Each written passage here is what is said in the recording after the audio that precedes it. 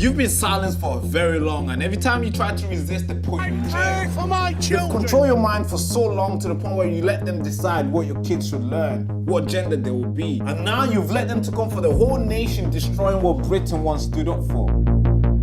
They use this media machine not to report the facts to you, but to tell you what to think and what you should do. Always be careful. They're hiding the facts behind the noise, and they're recruiting pedophiles to tell you how to behave. And these politicians you meant to protect you, they're out there smashing your head on the ground. And no jail time for them. This road we've been on has been very dark for a very long time, and it's time to shine a light on the truth and advocate for justice. We the people make the nation, and if we don't stand up and advocate for justice, then we certainly won't make this nation great again. So we have to create a place for that, a place that can contribute to a more informed society. And that place is Next Frontier Media.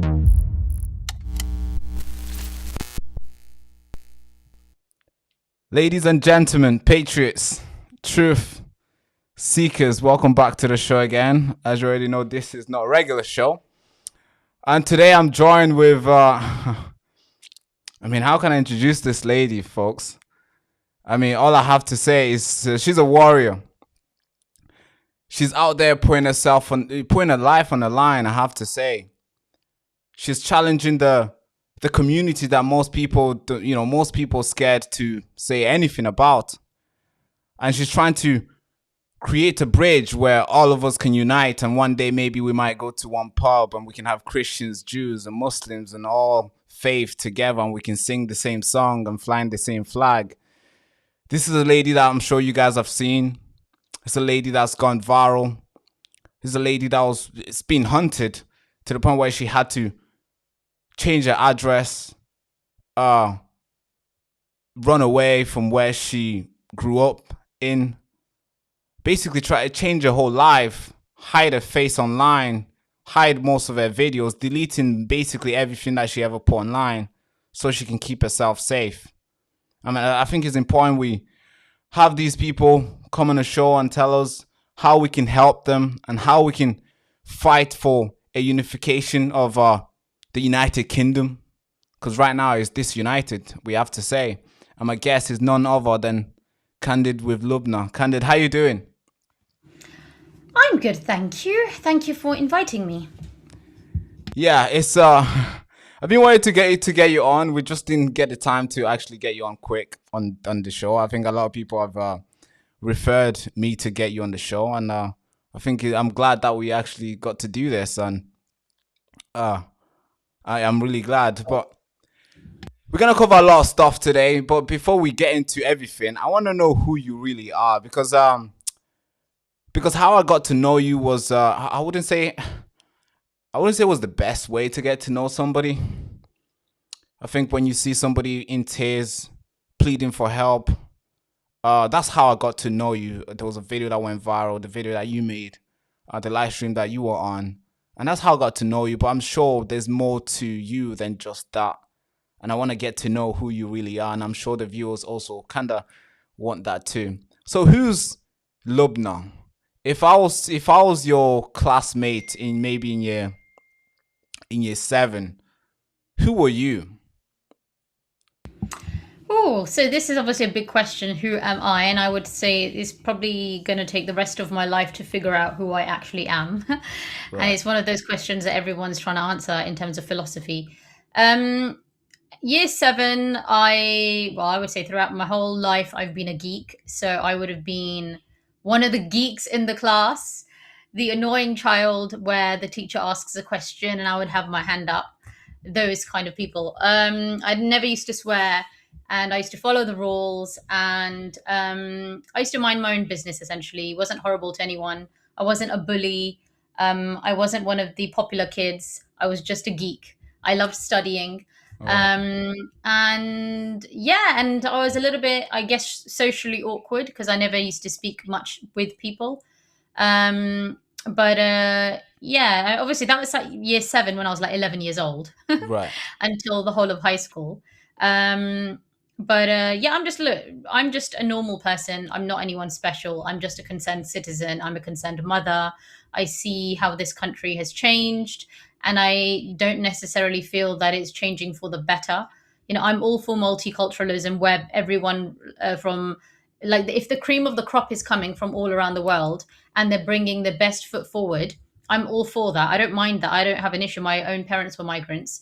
I'm not someone who's white. I'm not ethnically British, so I'm not out to get ethnic minorities, obviously. And I've myself have experienced racism, severe racism, when I was growing up on a council estate in Luton.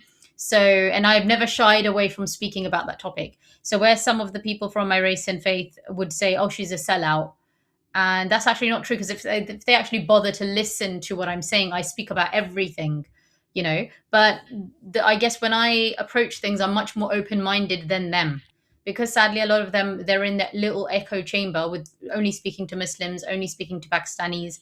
They don't understand actually what people really think about us, how they really feel about us. And my issue with the community, and when I say community, I'm not part of a community. I'm just speaking about those people from my race and faith. My issue is that I don't think they're listening properly to the issues people are having with us. Either they're not listening, and even when they do listen, they lack the critical reasoning skills to really understand, or they're just generally ignorant, or they're just very arrogant, where they don't care. Okay, yeah, you think this about us. I don't care. I'm here anyway. I'm a British citizen like you. I will do what I want.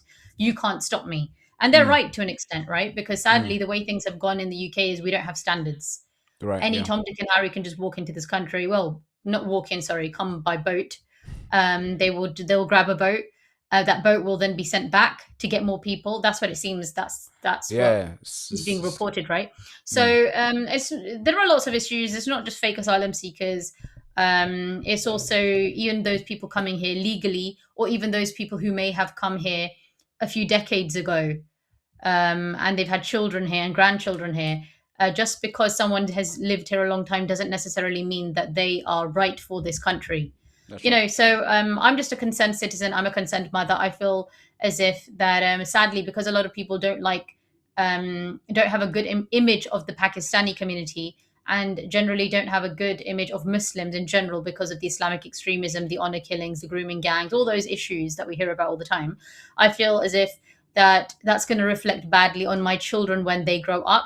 So the only thing I can do is speak up now when I'm young, when I've got the energy, because otherwise, if I say nothing in 10 years' time, my children are adults and the image is even worse, then I'm going to feel as if, I could have spoken up when there was a chance when I was younger and I didn't do anything. So I'm just trying to be a good citizen, essentially. I'm not interested in having civil wars. I'm going to get beaten up from both sides in a civil war. Like, I want to avoid a civil war. It won't look best for you. Exactly. I'm going to, I'm a single parent, and there will be those white ethno-nationalists who are racist, who don't like you and me. Okay, it doesn't matter how pro-Britain we are, they're not going to like us. Yeah. But then there's also the Islamic extremists and those other people from my community who just don't want anyone speaking up. They see it as, you're a sellout, you're an enemy now, or you're whatever, right? So my aim is to avoid a civil war, but that can only be avoided when we're honest about the issues and we sit at the table. So my channel essentially is to, of course, invite everyone on the table to have a chat, and give also Muslims an opportunity to discuss how they feel. And hence why I've held several public lives on my channel. I have hidden a lot of the content now. So the content that you see... I noticed that when we're trying to do a deep research on you and watch most of your videos, we see that your channel has been running for a couple of years or months, but somehow the content that you have there looks like you have not been active for very long. So, that just indicates that you had to delete some of them. And I would like to get to the reason why you had to do such a thing. Can I just say, the date that I started the channel is not the date that I was actually posting. So I think it will show you that I started the channel maybe in 2019 or 2020. That's not when I officially started talking about the things that I was speaking about. The things that I started speaking about these topics 2 years ago in 2024. So and it looks like for somebody it looks like you have around 30 videos on your YouTube channel now, which obviously it indicates that you are not as active as obviously many YouTubers are, which obviously is not true, because you were active when I first got to see your videos a couple months ago in 2025, early 2025. But could you tell us why you had to delete most of your videos? Could you get us to where you are today? Yeah, so I wanted to, for a long time, I wanted to discuss the topics that I'm discussing now, i.e., addressing Right. people's concerns about extremism, honor killings, grooming gangs, and there's other behaviors and issues and mindset issues that I have that I've observed myself and experienced with the Muslim Pakistani community in general. And it's not just Muslim Pakistanis, obviously, there's other people coming here Yeah, from true. other backgrounds as well with the wrong kind of mindset. But of course, I like speaking about people of my own race and faith because I don't want people accusing me falsely of discrimination or XYZ. So I'm like, fine, I won't talk about you guys. I'll talk about people from my Yeah. own heritage. Yeah, I'll keep you So out. Yeah. yeah, so I got divorced a couple of years ago. So, but when I was married, I wanted to discuss these topics. But because I was married, I was discouraged to, have talk about these topics. And I was like, okay, whatever, I don't want to get into this. So, but then when I got divorced, obviously being a free woman, I Mm. then started speaking about the stuff that I really wanted to actually speak about on YouTube. And then what I realized is that there was A, I wanted to speak about these topics, and B, there were people who wanted to listen to my opinion as being a woman who's from the community, right? So this Yeah. is the first time that a lot of people heard a Muslim British Pakistani lady speak up about the topics, and they were interested in hearing my view. So then I just took the journey from there essentially, and I was trying to address people's concerns. I spoke about all types of topics. I was trying to become a bridge between the Muslim Pakistani community and the native white population in terms of, because the mindset is different. Some things that you're allowed to do in the Pakistani culture is a no-no in the English culture. Some things that you're allowed to do in the English culture is a no-no in the Pakistani culture. So it's like you almost grow up to be schizophrenic in a way, right? Because you need Yeah. to be two different people, one inside the house, one outside the house. So I Yeah, thought, you know what, true. let me try to bridge the gap. And sadly, because there are a lot of people who may have lived here for many decades, but they haven't bothered learning the language, or they don't still understand the Western mindset, I thought, do you know what, I can maybe try to get through to these people. So I also created a Hindi Urdu channel as well to speak in the local language, the Yeah. native language. And I tried my best to essentially, be the bridge. But what I found is that, I mean, to be honest, I've been taken aback by how intolerant the community is. I didn't realize how intolerant everyone is. Like, I used to hear about honor killings and this and that. I used to think this is just stuff that happens on the news. It Yeah. happens in Pakistan. It's not going to happen to me. No Yeah. one's going to, like, I mean, I would never even think of harming any human.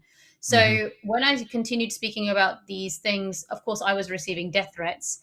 Right. I've never received death threats in my whole entire life. So for someone like me to get that, like, I was shocked. And there's several times where I've tried taking a step back. I've deleted my content. It's not the first time. I've done it several times in this time period. But then each time I stopped, I felt as if, do you know what, this is going to embolden the extremists. And even though I was taking down my videos or stopping producing content, it wasn't stopping them from trying to Coming come at you. after me, Yeah. because they just saw me as a target now, right? And also the problem with these people is each time you show any kind of weakness, they think they've won. Yeah. They're And they getting think, oh, you know what, boldened. this works. Threatening people will work. So let's continue threatening more people because Yeah. it's going to work. And she'll back off. So each time I saw those behaviors, and I was like, do you know what? Instead of these people realizing, like, I didn't realize how bad things are. So each time I stopped out of fear, I realized I need to continue. Then I continued again. And then I had more death threats. And then I stopped. Yeah. And then again, So I it got reflected. worse. And I was like, exactly. I've stopped and stopped and continued, stopped and Yeah. continued each time. Because I'm just human. I am no Batman, Superman. Like, I don't have a team of people I don't have bodyguards. I don't have anyone who's going to save me, essentially. Yeah. So I'm on my own. And although I do have a lot of supporters online, let's be honest, if someone comes after me, no one's going to save me. People may hear later, oh, okay, she died or whatever. She's dead now. But actually, no one's actually going to be able to do anything. So yeah, I continued on this journey, and then things got worse and worse and worse and worse. As my channel and my popularity started increasing, and especially in the Hindi Urdu channel as well, in India, when the war was breaking out between India and Pakistan, Yeah. the short war, the Indian mainstream media channels, which are huge channels in India, they started picking up my content and playing my videos. Whoa. No When way. that happened, so That's I a was huge becoming, problem. yeah, so when I was becoming popular in the UK on British channels and other people inviting me and stuff like that, and my growth was accelerating very fast. My Indian Urdu Hindi channel was also accelerating, again, this is the audience is completely different. So I've been successful speaking in both two different languages about similar topics, two different demographics in terms of audience. Yeah, which is Those quite people are hard as mostly in well. the Indian subcontinent, whereas the people who follow me on Candid with Lubna are mostly the Western audience. So of course, so when the Indian mainstream media channels started picking up my content, that is really when the shit Yeah, hit the fan. yeah, And yeah. I was living in Luton at the time. Now, Luton, who hasn't heard of Luton? Andrew Tate is from Luton, Tommy Robinson is from Yeah, Luton. almost And everybody's from Luton. yeah, exactly. So it's a small town, but Yeah, but a people lot have heard of of Luton. yeah, a lot Yeah. of controversial figures have emerged from Luton. A lot of also terrorists too who have been arrested have emerged from Yeah. Luton. So yeah, Luton has contributed the goods and the bad into the country. So yeah, Luton, I'm sure a lot of people have heard of it. Yeah, and so obviously now sitting in Luton making this content, not telling anyone that I'm in Luton. But Oh when no. people found out that Oh I'm from shit. Luton, because I used to take the taxi as well, and and there's other ways people found out, although I'm disguised and all that kind of stuff.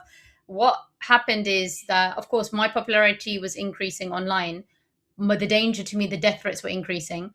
And Yeah. then, although I am completely hidden when I go out, I went to the halal shop in the Asda, and Oh damn. when I went there and asked for meat, the guy said, "I've seen your video," and I was like, Yeah, and you thought and you could. and he's like, "I've seen you on TikTok." I'm like, "I'm not on TikTok." Yeah, yeah, TikTok, YouTube. I saw your video on grooming gangs, and I was like, "Shit." Because Was because he if once Asian? one Pakistani person knows that you live here, everyone knows. I was like, oh my god. Then I Oh knew yeah. it's a ticking time bomb. I'm like, okay, how Hmm. long is it? How many people has this person told?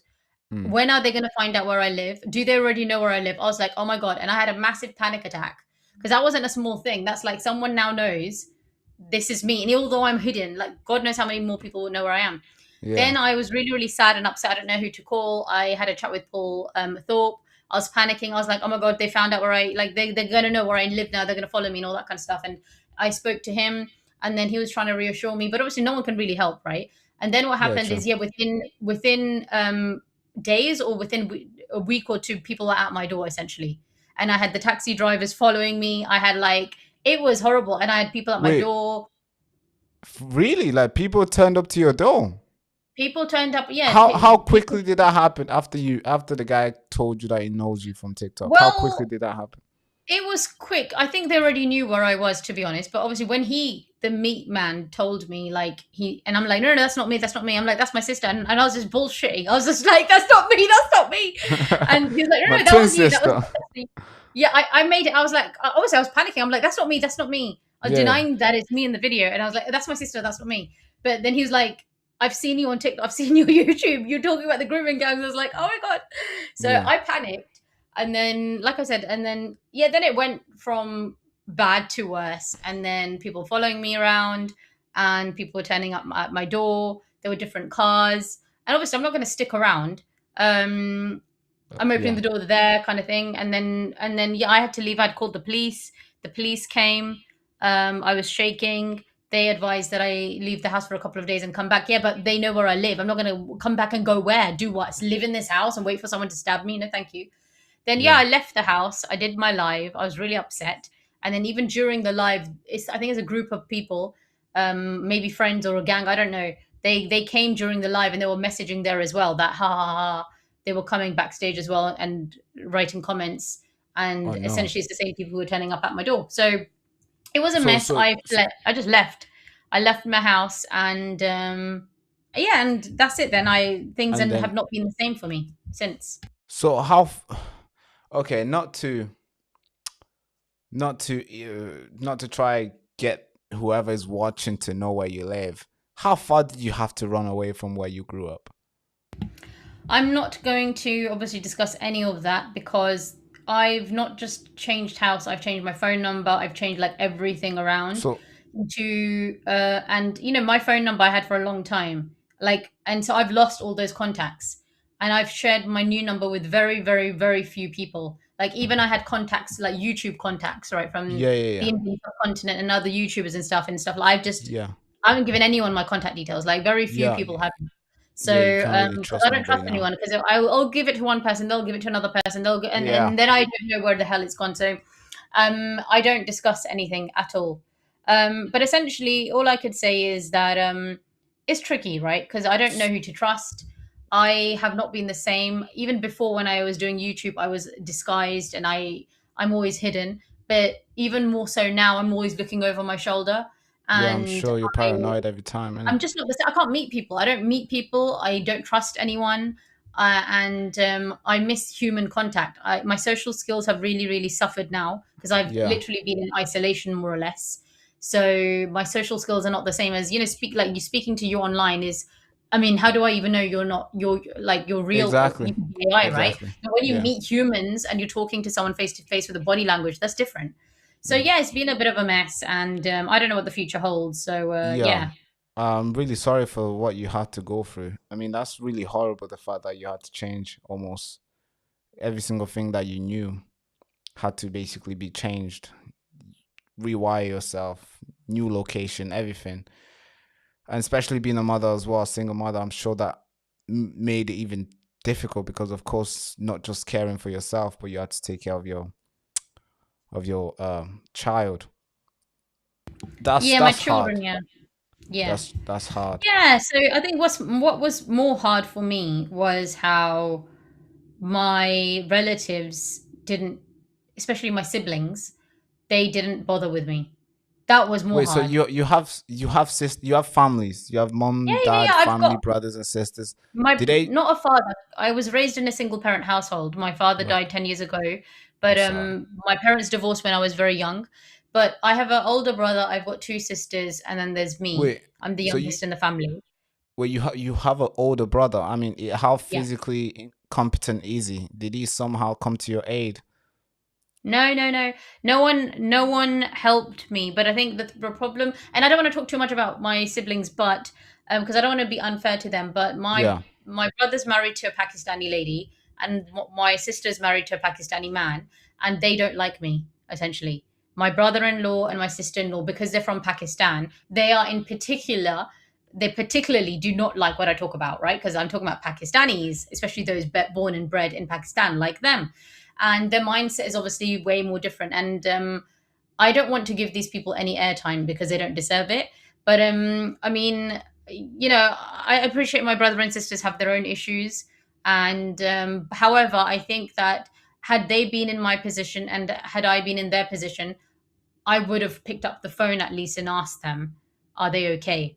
yeah. And although since then it's been like 9 months now, right, since I left my house, obviously now I am in touch with two of them. One of my sisters I blocked because of the way she behaved at the time and all the stuff that happened after. She essentially said, I'm alone in this. And then I blocked her. I said, That's fine, you your know what? blood sister, right? Yeah, yeah. So I mean that's family divided right there. How deep is this situation really is? How close is this really is to their heart for them to basically discard one of their family members? Um, the intolerance within the community is very, very high because they're not used to hearing someone like I'm unusual, right? Because mostly someone from my background would be an apologist for Muslims, would be an apologist for Pakistanis. You see those social media influencers all the time who just try to brush things under the carpet, who try Yeah. to point the fingers at other people. Yeah, it's That not is the that deep, common, yeah. that's what people expect. That you're part of the community, you defend the community, you defend Muslims, you defend Pakistanis, and oh, everyone's got bad stuff, everyone's got bad apples, we're not Hmm. anything unique. People like me are not common. So because I'm the first type, actually, they're like they don't know what to make of me. No one knows what to make of me. And so yeah, so that's tricky. So I am in touch with two of my brother, one brother and one sister, so two of my siblings, not that closely, but like very like I haven't blocked them essentially, but one Mm. sister I have blocked, and I have no plans of unblocking her, because the fact is a friend in need is a friend indeed, right? When people say blood is thicker than water, that's nonsense. All Mm. the people that helped me were people I've never met. These Right. were people online who helped me in my time of need, and I'm never ever going to forget them. And I would like to again say thank you to every single person who helped me. God bless you all. Whether you were a YouTuber speaking about my plight, whether you were someone who financially supported me, whether you watched my video, whether you shared the link of my video, or even if you've prayed for me, any single little thing that or big that you've done, like God bless you, and I really, really do pray that God returns the goodness that you've given to me like tenfold. So and this is what really annoys me when Muslims keep banging on about scripture and they're talking about how the Jews and the Christians will never Yeah, be. just I got that video prepared. Is it okay if I just play it for context? Because Sure, sure. I wanted to get more deep response from yourself on this. So you had this guy called Saeed Butt who's running for Birmingham seat right now, and he was asked whether, well, he was speaking if Pakistanis and Muslims, basically Muslims, should not unite with Christians and Jews because Muslims will always defend each other, blah blah blah. And this is what he had to say. Because Allah subhanahu wa ta'ala says in the Quran, do not take the Jews or Christians as your friends and protectors. People say, oh, what you say, we can't make friends. You understand the verse, understand the context. Allah subhanahu wa ta'ala is telling you that these people, the disbelievers, will never be satisfied with you. No matter how much you bend over for them, they will never ever be satisfied. So stick with your deen, stick with the Muslims, and for good or for worse, hold your ground. Yep. So obviously he's saying the Muslims will, and the Christians and the Jews, sorry, the Christians, the Jews, and the non-believers, I guess, will never come to your aid and help you out. And now we have a situation where you needed help and none of them helped you out. I mean, Exactly. The Muslims never helped me out. It was literally more than if more than 1,000 people helped me, there would be one Muslim. And all the people that helped me were Hindus, Christians, Jewish people, atheists, even Yeah. Sikhs. Everyone helped me apart from the Muslims. And it's funny where he's talking about how they're not going to help you and all that, and you can bend over backwards, and you can say the same thing about Muslims, right? For Muslims, you can't be Muslim enough. A lot of these Muslims are hypocrites themselves. They won't pray 5 times a day and they won't do all the stuff, or they will do the stuff, but then they will do bad stuff. And they're complete hypocrites. But then they will always try to make you feel guilty for not being Muslim enough. So the fact that I openly say, I actually proudly say I'm not religious, even that is like, how dare you be proud of not being religious? Like, you should be, even if you're not a good Muslim, just, the fact that you proudly and confidently say that you're not religious, even that is like, how dare you? And I am proud to be not a religious Muslim, because a lot of these religious Muslims are complete nutcases. They would pray 5 times a day and then do bad stuff. So right? what does being do you think they care more about the numbers in the group who associate to Islam than the actual practice and the actions that these guys actually do? I would say that what I've heard since growing up is you're not even a Muslim if you don't pray 5 times a day. Now, since most Muslims do not actually pray, forget 5 times a day, they don't even pray once a day. I would say most Muslims are not Muslims, actually. If they go by their own criteria, they're not Muslims. And if I'm being honest about that, I'm not religious because I don't pray 5 times a day. Like, I will do it ad hoc whenever I want, kind of thing. That's a bad thing, but I'm doing exactly what everyone else is doing. I'm just being honest about it. So I would say most people are not Muslims anyway. However, yes, there is a focus on the quantity of Muslims more than the quality. And this is why, okay, you can say the Shahada and you become a Muslim, right? They don't, when people are converting someone to Islam, they won't necessarily even make sure if this person understands what they're getting themselves into. Oh, you believe in the prophet was the last prophet and all this kind of stuff. You say the words. And the Quran, exactly. The Quran is the last word of God. Okay, fantastic. Now just say the Shahada, you're a Muslim now. And then that convert will learn about Islam and all the things that essentially then a lot of people do leave Islam then, right? Because they're like, hold on, I didn't actually understand what I'm getting myself into. Plus, I didn't even know there's apostasy laws where if I leave Islam, there's death. So I feel the people who are converting, they're focused on quantity. I feel like the people that are converting people don't care about the quality. They don't care whether the person actually understands what they're getting themselves into. I feel there's a lot of intellectual dishonesty with the people converting. They're not telling everything, especially like apostasy laws and those kind of things. So, there is a focus on quantity. Whereas I'm interested in the quality. I would rather have something of high quality and it be less in number than quantity of rubbish, essentially. No, it looks like that's what it is. It's more rather just identify as this, and then speak highly of this group online, and every time when somebody mess up, don't try to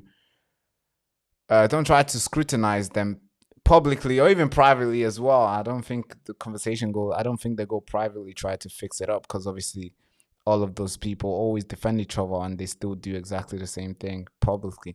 Now, It's a cult mentality. yeah, It's a it sounds like a tribal go on.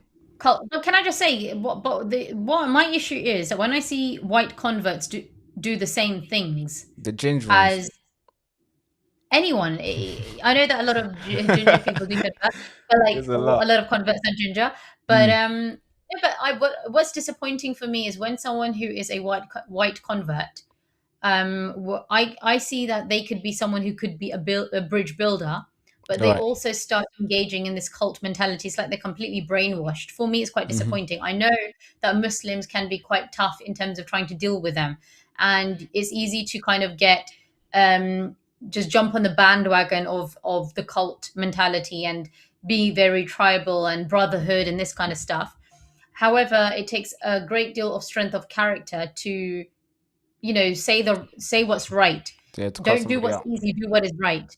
And yeah, when I see converts behave into this, I'm like, do you know what, I don't care whether you convert to Islam, whether you leave Islam, but like at least stick up for what's right and don't just jump on the bandwagon. So yeah, it's a little bit frustrating, but yeah. Do you think it's because there's a lot of pressure there? Because we see it with Andrew Tate, where he always gets called a fake Muslim. He always gets criticized with by a lot of Muslims every time when he does something that's for them they call it haram, or maybe he doesn't stick up for the Muslims, or maybe he's doing gambling and all the crazy stuff that he does.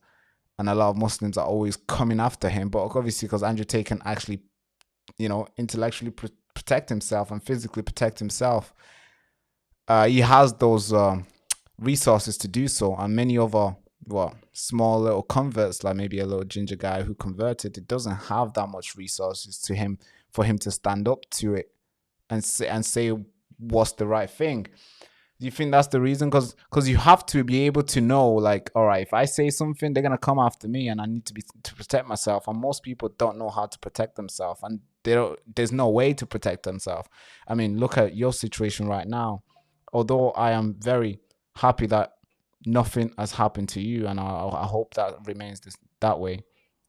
But it looks like they're walking on a tight rope when you're a Muslim. It's like you can't step out the line because everybody's gonna come at you. Do you think there's some sort of like a pressure to stay in a line? Yeah, there is definitely, because the community is quite intolerant. Can I just say about Andrew Tate that Muslims are not attacking Andrew Tate because he gambles or he smokes or he has sex outside of marriage, potentially, whatever. Muslims don't care about any of those things because Muslims themselves do all of those things. The issue that Muslims are having is that before they loved him because he converted to Islam, right? And because he was, he was like one of the most popular people in terms of search results Google and stuff search, like yeah. that. People were Googling him and all that kind of stuff. So when he became a Muslim, Muslims were happy that, okay, he's going to convert more people now, right? They saw it as a publicity thing, like marketing technique. However, when Andrew Tate rejected being a sheep, because they thought he's a Muslim now and Andrew Tate should now do whatever we're telling him to do, like Mohammed Hijab, for example, thought that Andrew Tate will now become his bitch or whatever, and will do whatever Mohammed Hijab wants or side with Mohammed Hijab. And Andrew Tate didn't actually do that. What Andrew Tate did is he was still talking to everybody, whether it's Katie Hopkins, whether it's people on the far right, what people are deemed far right, anyone who's on the right, and then anyone who's critical of like immigration, because Andrew Tate was speaking to all of these people, like everyone, whether you're Jewish or whatever, non-Jewish or Hindu or whatever.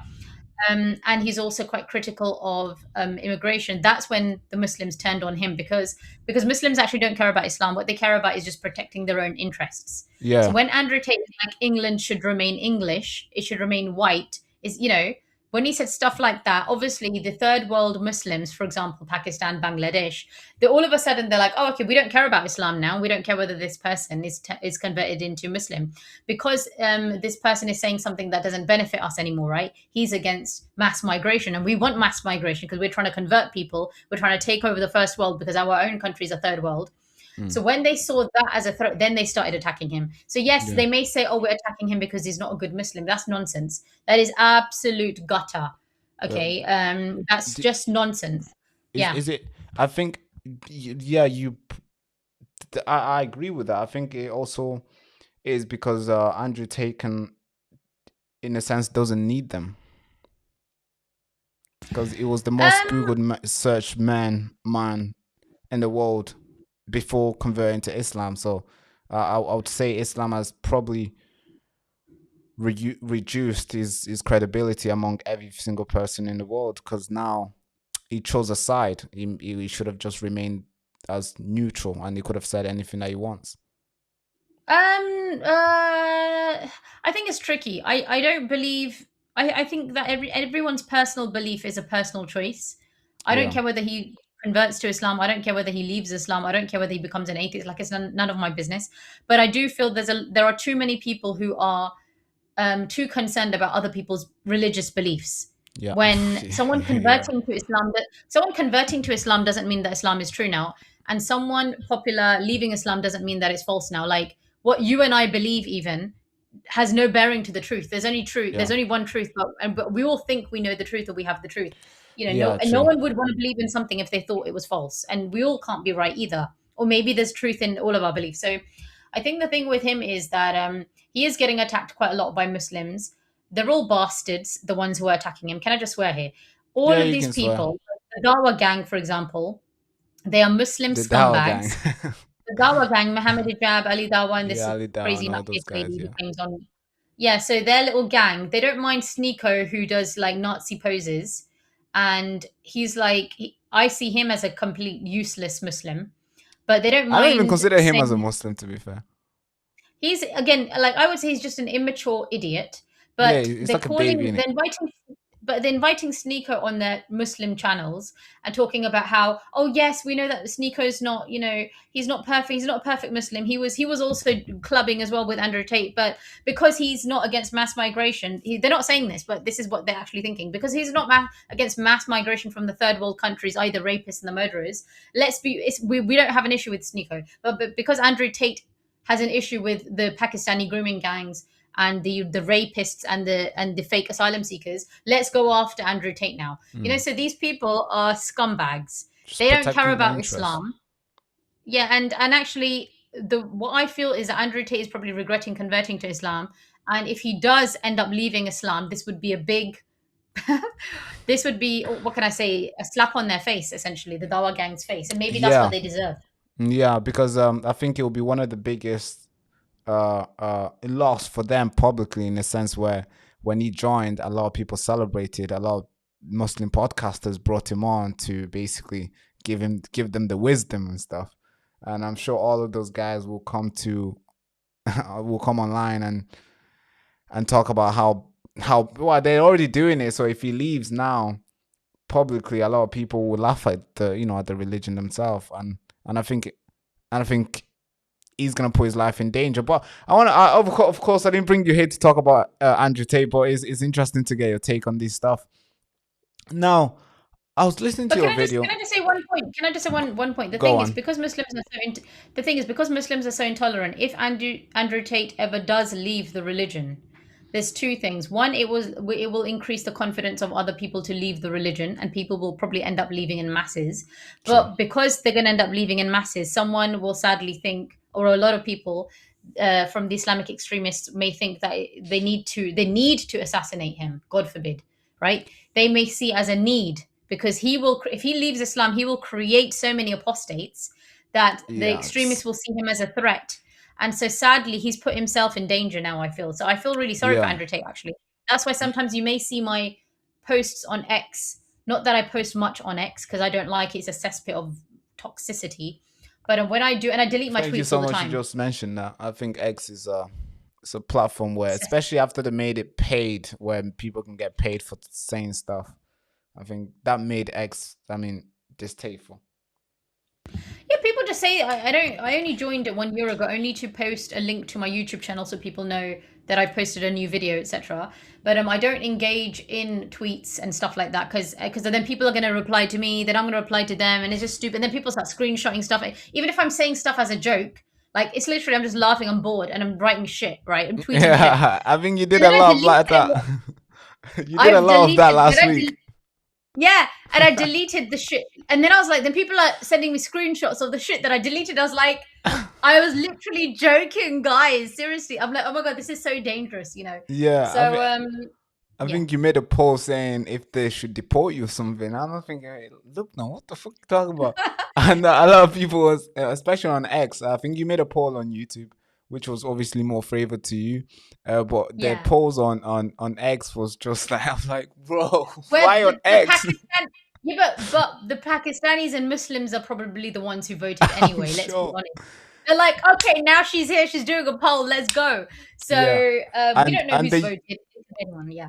And they screenshotted that and they posted it saying they're gonna, they start saying that you're useful idiots, whatever, saying that the far right will deport you and stuff, even though it shows that they voted to deport you as well. So it's like, what? Now, you made a video and you called it a rant. And I think that video was like 30 minutes long. And it was actually a beautiful rant. And you mentioned there that when you get old in the next 10 years, assuming you're not killed yet. And to myself, I was thinking, what do you mean by assuming you're not killed yet?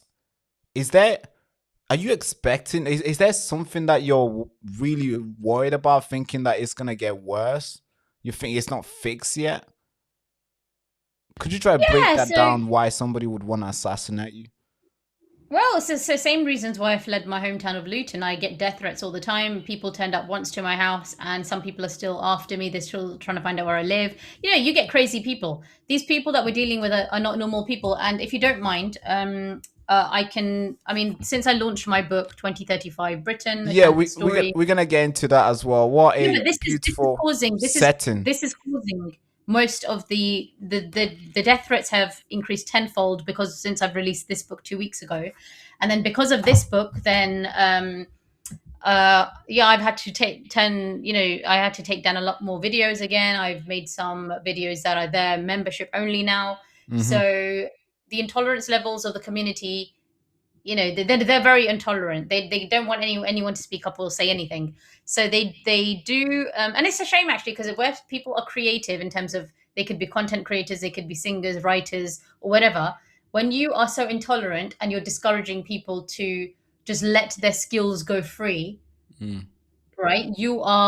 How is a community, how is a society supposed to grow and develop if you're going to stunt people's ability, right? So I shouldn't be creating content. I shouldn't be making videos. I shouldn't be writing anything. I shouldn't be doing anything that they don't want me to do. So it's suffocating. Yeah, it's quite strange where, these are stuff that you see happening in a tribal third world country where it's like a tribal mentality where it's like, we don't want to keep the pack. We don't want nobody going outside and humiliating us and this and this and this and this. And the fact that this is taking place in Britain, it's kind of worrying, doesn't it? Because, if it's happening in a first world country, where are you going to run to?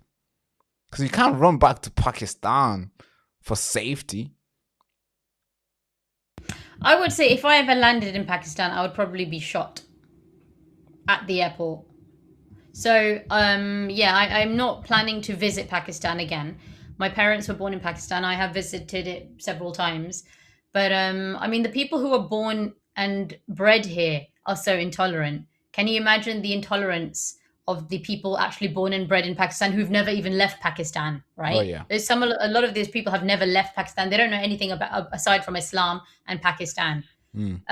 So yeah, it is scary. And I think this is my concern, that we're in 2026 and already people think it's okay to send people death threats and essentially get away with it.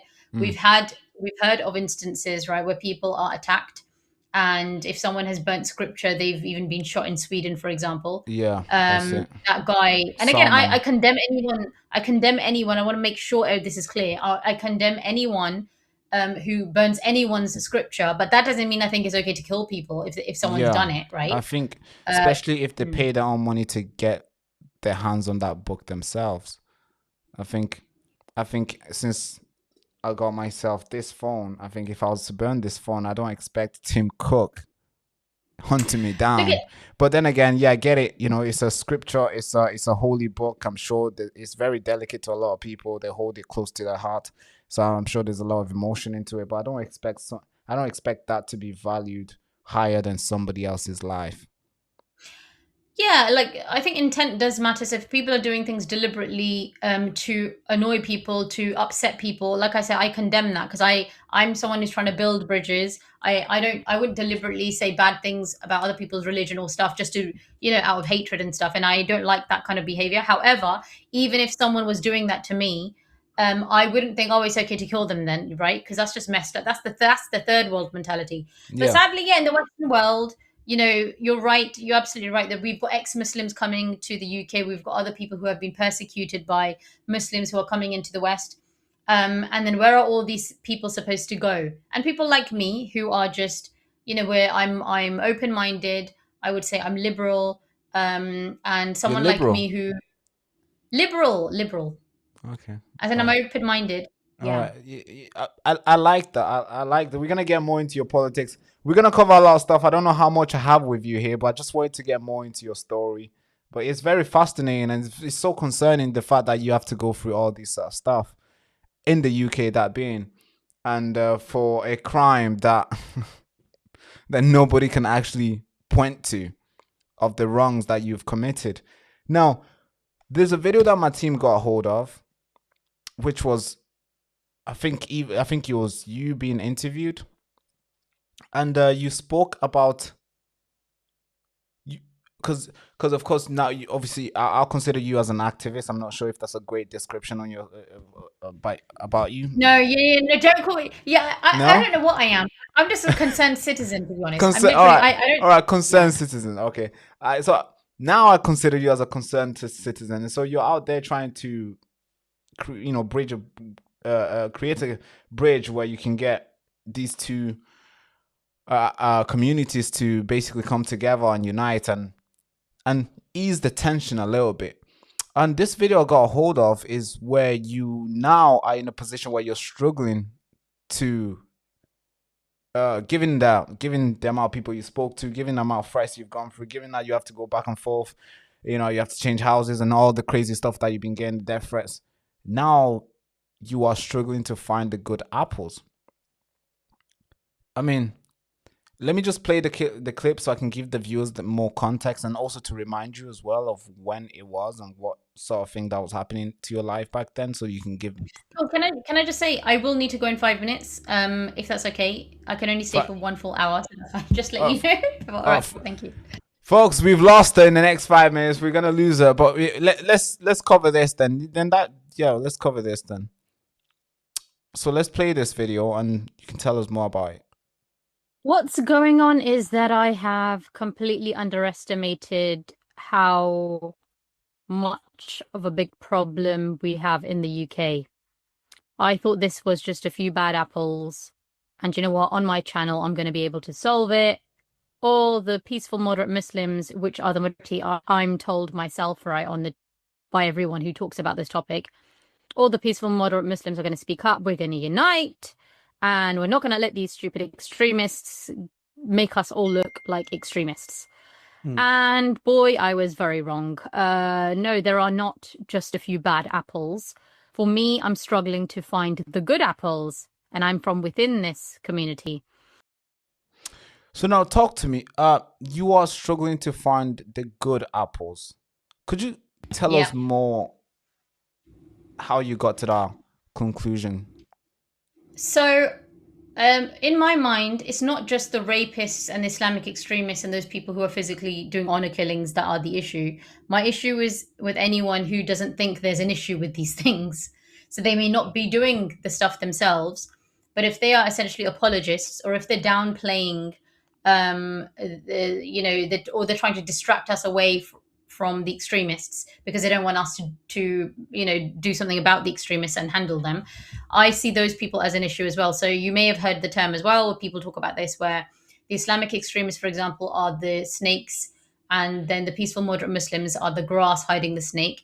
And what I would say is that's not true, because yes, we have the snakes, and yes, we have the grass hiding the snake, but the grass hiding the snake are not peaceful moderate Muslims. They are people pretending to be peaceful moderate Muslims, and they're very much complicit. I would say a true peaceful moderate Muslim would be, for example, the lawn mower that would get rid of the grass and the snake.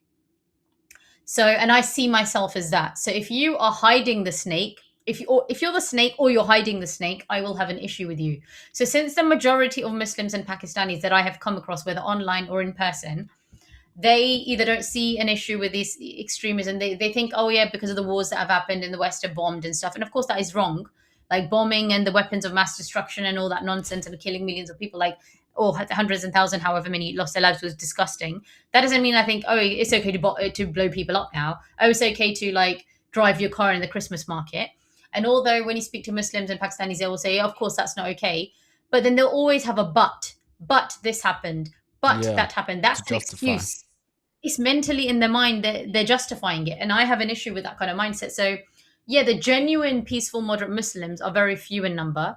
A few of them have come on my lives and on my channel when I do general lives and I open them to the public. And, I will have Muslims who will come on and they would say, do you know what, you're right. I've got an issue with extremism as well. I'm just scared of speaking up. I do get messages and on my Instagram, on my X and YouTube from the real genuine peaceful moderate Muslims. However, the numbers are very few in comparison to all the people who are the grass or the snake. Right. The lawn mowers, and let's be honest, if these lawn mowers are the real genuine peaceful moderate Muslims are not willing to speak up, then they're lawn mowers that don't work. They're damaged goods, and therefore they are no use to me. I'm only interested in those lawn mowers that actually work and they can actually get rid of the grass and the snake. Does that make sense? So so there are very few peaceful moderate Muslims. Most of them are useless.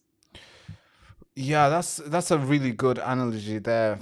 The grass, the snake, and we need a lawnmower to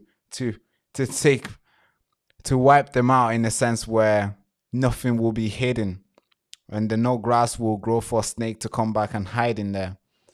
Can I just explain one thing is very important? Yeah, I want to get into your book for the next. I think we got 2 minutes before you cut off. So tell us about your book, because this is Britain in 2035. Tell us more about that. How does that look like in your book? Can I just say one thing about this analogy that I've given? Yeah. So when I gave this analogy on my channel, again, a nutcase Muslim wrote, "You LUBNA use genocidal language saying mowing the lawn, the same dehumanizing language Satan Yahoo used to justify his genocide of Palestinians.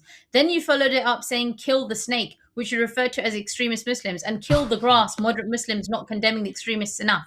Hiding the snake before you edited and modified it. You make me feel nauseated and sick to the stomach. You are no different than the extremists you condemn." So basically, when I'm giving an analogy, again, what the intolerant Muslims hear is, oh, she's asking us to be killed now. And I'm like, I never said any of that. I'm literally just giving an analogy. These people are crazy. And the fact that and the fact that that's the reaction, it just shows that they are the snake. Or the grass. Or the grass. So it's like, it's like them just coming out. Maybe the police should investigate. Because what they're trying to do, because if a snake is in the grass, the first thing it's doing is looking for something to strike. And we've seen a lot of example of that. And we have a lot of MPs in Parliament who are acting as the grass, who are hiding the snakes. And we got convicted terrorists who are publicly running to become a... I do not think we're going to be in this situation where a convicted terrorist who wanted to go out there and bomb and blow up the British consulate in Yemen now wants to run to become a councillor. It's like... Oh God, can we get Osama bin Laden as well in Parliament? Is this what we're gonna do now?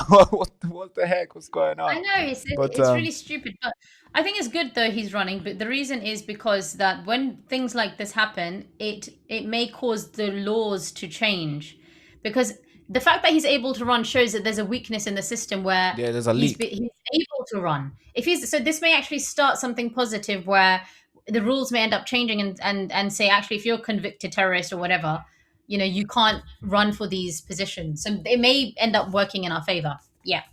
Yeah, we might have to review and pass some legislation and get some bills signed up.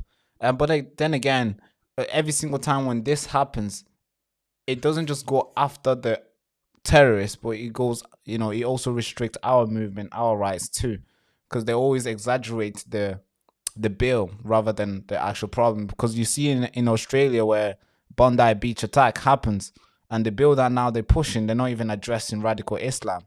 They're trying to just take everybody's guns, and they're trying to blame on far right, even though it was actually a radical Islamist who took out their guns and they went to kill over 15 people. It's insane. But before we let you go here, Lubna, walk me through your book,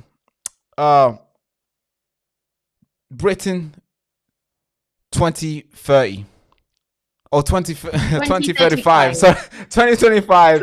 2035. God, what's going on? Tell me more about it. Because I look at the setting. There's a story. There's a little girl that you've described in the book. I don't know how little she is. Layla.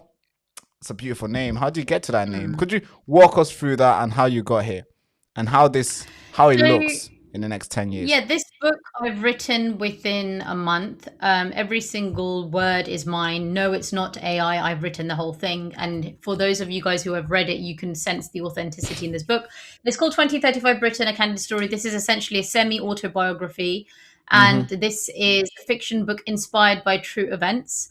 Right. And it has received, so far, the last time I checked, 47 5-star reviews on Amazon. So all the reviews that I've received are 5-star. And I released it 2 weeks ago. And I've said behind the book, it says, the book is set in Britain in the year 2035. The native white British population is reducing faster than had been previously predicted, with the country experiencing an immigration apocalypse. The threat from Islamic extremists is at an all-time high and civil war is brewing. The story is about Layla, a British-born Muslim lady of Pakistani heritage who dares to speak up during these challenging times. It follows her journey as an outspoken woman who is on a mission to unite the kingdom. She aims to encourage positive social reform in the Muslim Pakistani community, a community that is infamous for being intolerant. As she continues to speak up, she comes face to face with Islamic extremists, and from then on it becomes a race against time. Does she unite the kingdom? But most importantly, does she survive? So this is the first book in the series. This is a series. It's a novella. It's not a massive novel that is going to take you weeks and months to read. Yeah. And most people have read it within a few hours, and the reviews have been absolutely amazing. So if you're concerned about what's happening in the UK and all the things we discuss on Candid with Lubna, this book will be of interest to you. Yeah. And let me just, I'm sure a lot of people have this in their mind. I had this in my mind too, reading the thesis of it. And there's a name, Layla, a British Muslim Pakistani girl. Is that you? It's a semi-autobiography. It is a semi-autobiography, so I'm assuming this is based on true story as well. Great stuff. But thank you so much for coming on. I know you got to run. It will be cool to have you on again, where we can go deeper into it. We have a lot of stuff that we're going to cover. Sadiq Khan. We're going to cover the. Can you do me one favor? Yeah, big one. Can you do me one favor? The ugly picture of me that you guys have put on the thumbnail, can you please change? The picture is so ugly. I know I've got chubby cheeks and all that kind of stuff. I'm sure you guys can find a better picture, please. I think the thumbnail designer did good, to be fair. Oh my! No, oh, are you trying to say I'm uglier? And actually no, I think that picture. You look good. Can I really? Do I even? Hold on. Let me actually see it on here. It's horrible. It's horrible. Let me actually see. How is this bad? This is good. Oh my god. But yeah, we'll get that change. We'll get that change for sure. But thank you so much for coming on. It's been a blast. I've enjoyed speaking to you, and it'll be cool to do it again where we can cover more of the current stuff. But it was good to get more detail and more information about your life, especially knowing that you was a geek. I didn't think that. Huh. You was a geek in school, and I think just an average. To be fair, yeah, a lot of Muslim Pakistani women are actually geeks. To be fair, I have to give you that. Yeah, sorry, I forgot that. I forgot that one. Were you wearing a hijab when you were in school? No, not hijab. Okay. But I had really long hair, so my hair was so long it was like down to my knees, and I used to wear a plait. Yeah, I used to have two clips on. Wow, that's pretty cool. That's pretty cool. But yeah, although the stuff that's been going on with yourself, I hope you stay well. Keep yourself. I mean, I don't know how you can do it. I mean, how do you do it? Don't tell us. Don't tell us. Somebody could be listening. Somebody's trying to crack the code. But I hope you stay safe. In the next 10 years, I wanna. Since you say that you're gonna be an elderly lady, I don't know how old you'll be in the next 10 years. But I hope what you envision does not happen, because of course that's kind of crazy for somebody, for that to happen. But although the future right now doesn't look as bright, hopefully with your voice, because I believe your voice is super necessary among many other voices that I've come across online. I hope there's many other people who come to life and start speaking up, because the more people that speak up, it'll be harder to intimidate. If you are people who are actually talking about this, so it's easier for them to intimidate everyone. So thank you so much for coming on. I really do appreciate your time. Thank you. Thank you for having me. Thank you. Thanks. Bye. Bye now. All right, folks. How was that, How was that? What do you think of Candid? I keep calling her Candid. I think. What do you think of Lubna? I think she's a great girl, a great woman. What do you guys think? Good? Yes. A necessary voice? I think she's a super necessary voice in the UK. I appreciate her time for sure. And you guys wanted it on, and guess what? We got it on. There's a democracy on this channel, all right? There's a big democracy. You asked for this person, we're gonna bring you that person. You guys asked for Aunt Middleton. We are on the WhatsApp. We're going back and forth. Aunt Middleton will be here very soon. Not today, but very, very soon. So, and you guys asked for Tommy Robinson. I mean, on the Saturday, we're gonna have him on the show. So make sure on Saturday, make sure you tune in. We're gonna have Tommy Robinson, Ben Habib, and many other guys on the right on the channel. So make sure you tune in on Saturday. We'll be live from 11 o'clock.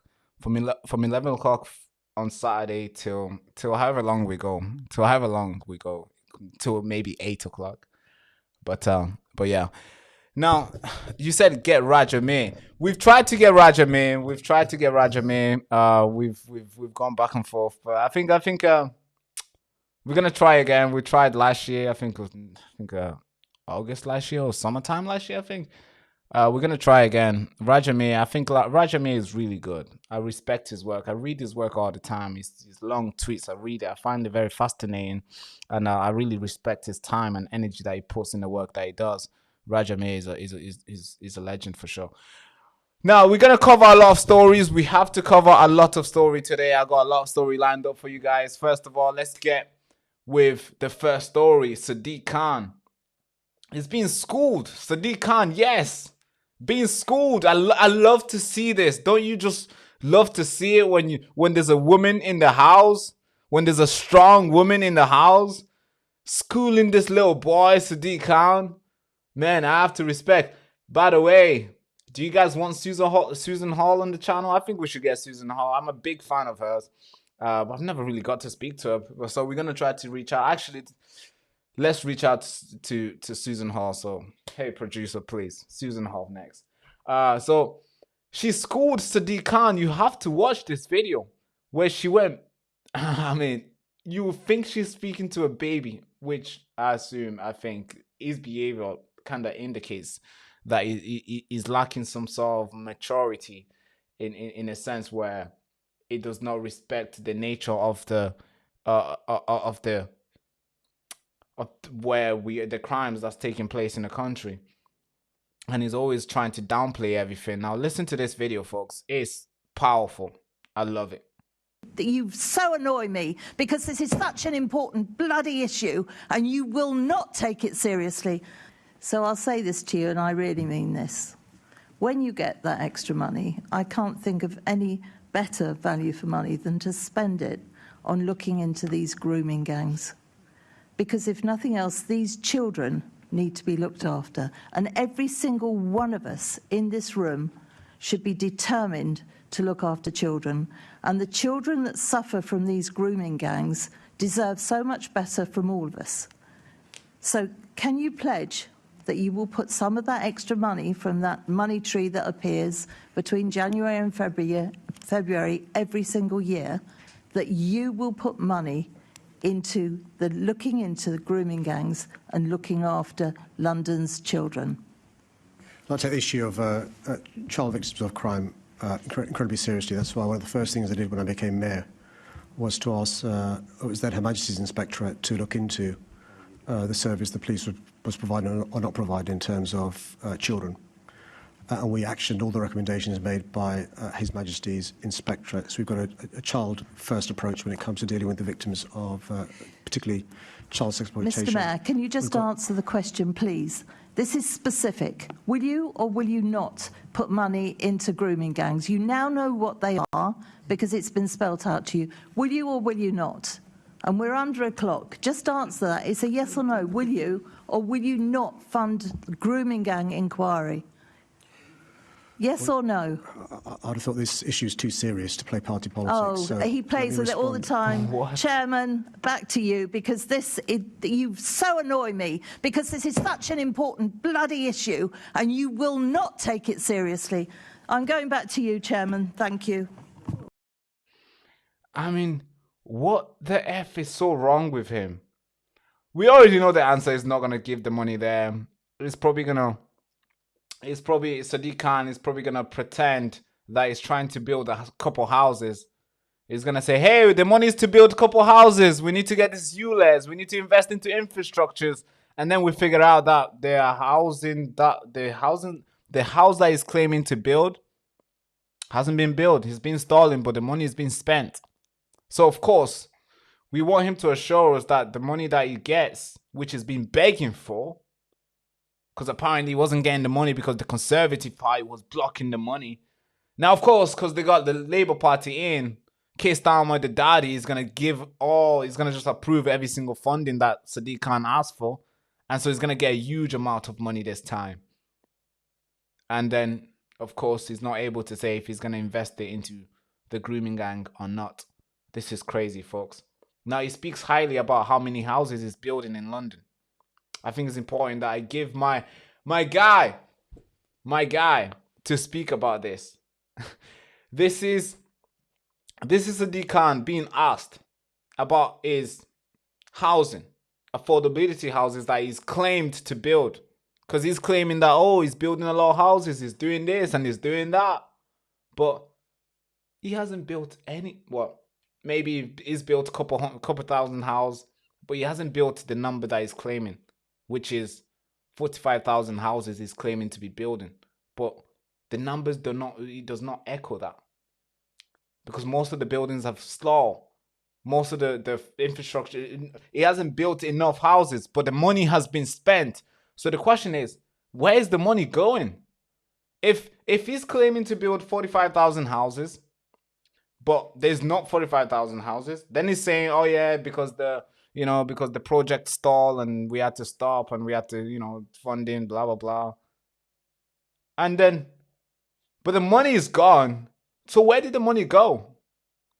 Listen to this, folks. I think this is important. I think there's a huge corruption going on here.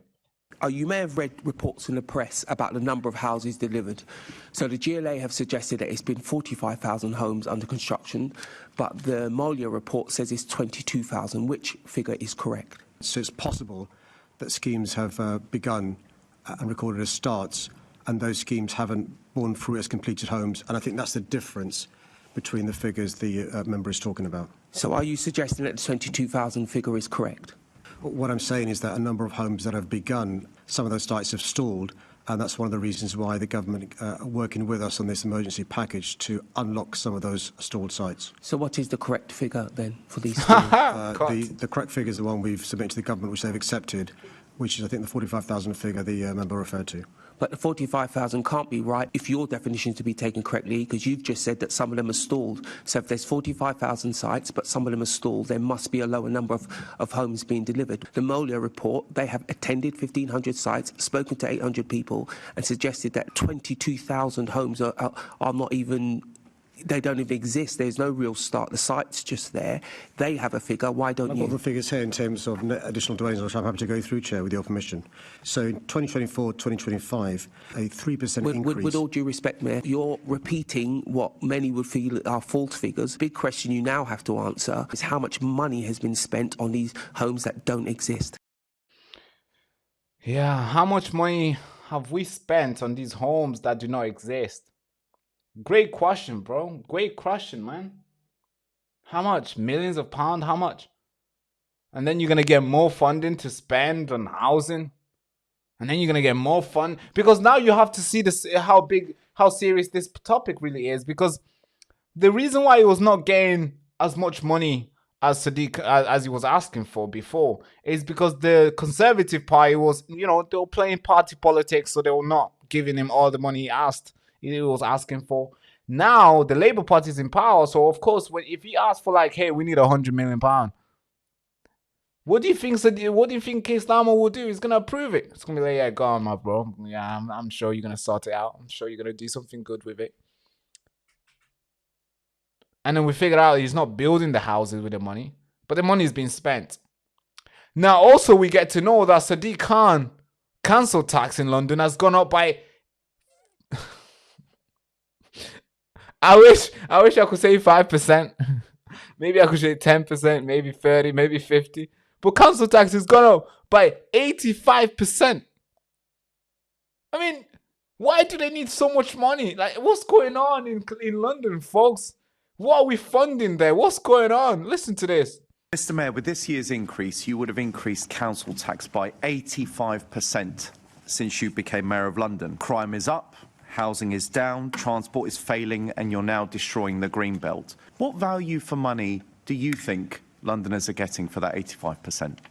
Well, Chair, I think one of the things I've said at every budget setting process is I think council tax is regressive. I agree. There is one thing that's regressive in this city, and it's you, Mr. Mayor. You have whacked up your proportion of council tax by 85%. And I remind you, as you like reminding and boring us all the time, you won 3 times. And in each of your manifestos, you promised to keep council tax as low as possible, but you've jacked it up to the maximum over the last 10 years, bar 1 year. Surely those two positions can't coexist.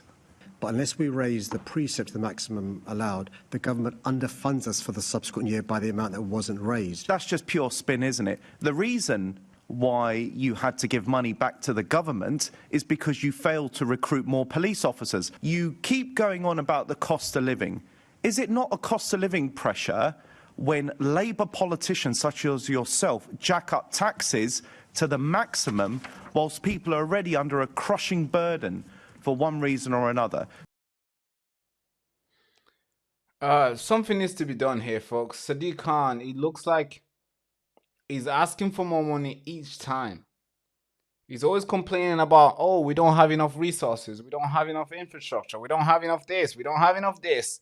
We don't have the grooming gang. We don't have it. I don't even know what the grooming gang is. That's Sadiq Khan, according to Sadiq Khan, right? So he doesn't have, he doesn't know. He doesn't have, he doesn't know.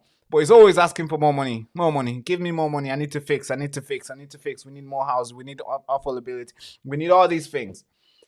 And then, yeah, take. And now, given that the Labour Party is in power, but there's going to be a lot of take. Here you go. And there's not going to be any improvement. Of course, we're going to see maybe some skyscrapers somewhere. We're going to see maybe some nice hotel somewhere. But given the amount of money that we've given this guy, we should be seeing more. We should be seeing more of it. But apparently, Not under this guy. Not under this guy for sure. All right, folks, that's the decon for you, folks. Let's move into something else, something more serious and deadly. I want to introduce you to this guy. This guy who entered the country illegally. Yes, he was housed by taxpayers' money. It was fed by not only us, but by Rhiannon Sky White. So she fed him. She was working there, and her job was super simple. Well, not super simple, I have to say. Her job was quite hard, I have to say. Very dangerous, given what happened as well. She went there, she made food, she repackaged stuff, she did everything that she can do to make sure this guy was fed, to make sure this guy was taken care of. Now, this guy did not do anything. He did not add anything into our economy. He did not pay into the system for him to deserve the food that Rhiannon was able to provide for him. But one night, this monster, what's his name? Dengin Majak, whatever fuck name this is. One day, of course, she finished work. After feeding these monsters, she finished work. Of course, she's gonna go home. Right, makes sense. She's gonna go home. And of course, she goes home. She tries to get to the train. She's at the train station. And guess who was following her? This monster was following her. He was following her. Following her with a screwdriver. And then he gets close to her. She was on the phone to a friend. She was on the phone with a friend. Of course, it's late night. I think this was like 11 o'clock or something. She's going back home after hard work. She's going back home to see a baby, young boy. And then this guy followed her and he stabbed her. I don't know how many times, like 20 something times with a screwdriver. I mean, why? Given that this lady was just feeding you, given that this lady was basically doing everything to take care of you, even though you didn't pay any of it. You didn't pay nothing into the system, but this girl was feeding you, working for you. Oh, you need water, she's gonna go and get it for you. Oh, you need you need more tissue, more napkins, she's gonna go and get it for you. But somehow this guy thought, oh nah, she didn't give me the biscuit. Yeah, apparently the reason why he went to stab this young girl is because of a biscuit. I mean, yo, this is some monstrous shit, bro. It's because of a freaking biscuit. He followed Renan to the train station with a screwdriver and he stabbed her multiple times. The reports are saying over 10 times, but I think it's way more than that. And this is just... And yes, there's a lot more people who are coming into the country that we don't know of. It could be one of them. It could be another of this guy. It could be... we don't know them. Just like now, we didn't know who this guy was until this guy turned up. And then this is what he did. And today he was sentenced to 29 years for murder. And here's a video I want you to watch. I want to play you this video. I think it's quite strange. I mean, it's quite concerning that the government will still allow more of his kind to come into the country, or more people to come into the country, and we don't even know anything about them. We don't know their intention. We don't know how they were brought up. We don't know how they respond to criticism or how they respond to a no. We don't know anything. But no, we're going to keep letting them come in. We're going to keep letting them come in. And in results, we get girls like Rhiannon Sky White being butchered at the train station. This is insane, folks. And I think if we don't do anything to fix this, it's going to get even worse. it's gonna get even worse, folks. Now here's the judge sentencing him. Deng Chol Majek. On the count of murder, and as the law requires, the sentence is imprisonment for life. I turn to the minimum sentence which you must serve in custody before you may apply to the parole board to be considered for release. Having regard to all the matters to which I have referred, I set that minimum term at 29 years. From this must be deducted the 466 days you have spent on remand in custody. This means that the minimum term you will serve before you can be considered for release is 27 years and 264 days. Yeah. 29 years is going to be in our prison cells. Do you know how much money it costs to keep a person in a prison? To keep the prison warm, to keep the staff in the prison, to keep the food flowing in for them, to keep the chef making the food. I mean, the lights, the heat. He's going to get all that for free. He's not contributed anything to our economy to deserve anything. And now we're going to house him after killing and butchering our girl. He's going to be housed for 29 years. I don't know. I see that I think that's extremely unfair, you know. It's super unfair where somebody can do such a thing and then all they have to do just go into a cell and just be put into a place and be like, yeah, you're gonna stay here after killing somebody. I think I don't know. Don't ask me what I would do to him, because I mean, it would definitely not look good for him. But I think there's something needs to be done, because I find that very unfair. The fact that she has lost a son. So sorry, the son has lost the mother. So by the way, she was a young mother as well. So she was killed. Now she's lost the son has lost the mother.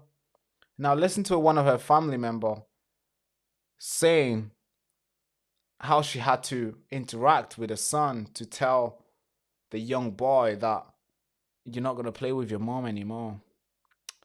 Because I'm sure the son was waiting to see the mom come back from work.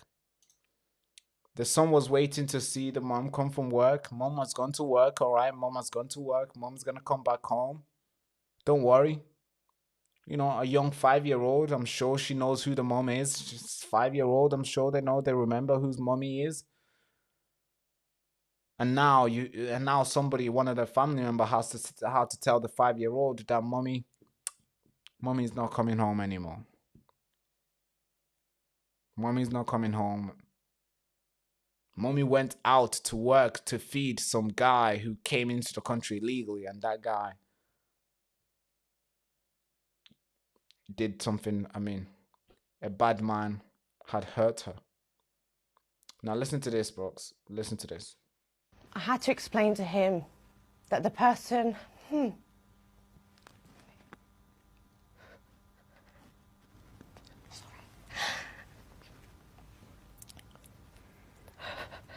He asked if Rhiannon was okay because he knew that we were at the hospital.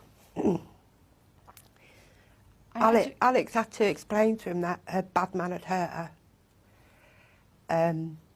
So I initially explained to him that she had a poorly brain, and we tried really hard, and the doctors tried really hard, but they couldn't fix her brain, so she had to go to heaven. The scream that left that child that day will haunt me for the rest of my life. I've never heard a child cry like that. I never want to hear a child cry like that again.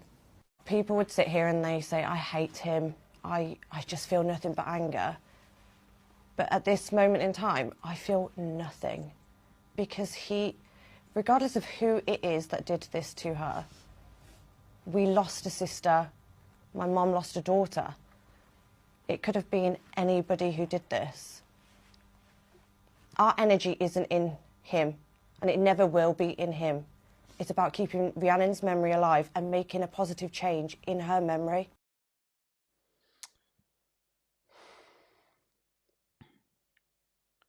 Folks, it's how long until, I mean, it looks like we're in this circle where this thing is constantly happening. If it's not death, it's rape. If it's not rape, it's somebody being assaulted somewhere. If it's not that, then some businesses are being destroyed, vandalized. If it's not that, then they're hurting each other. If it's not that, then they are causing public nuisance, running away. Like,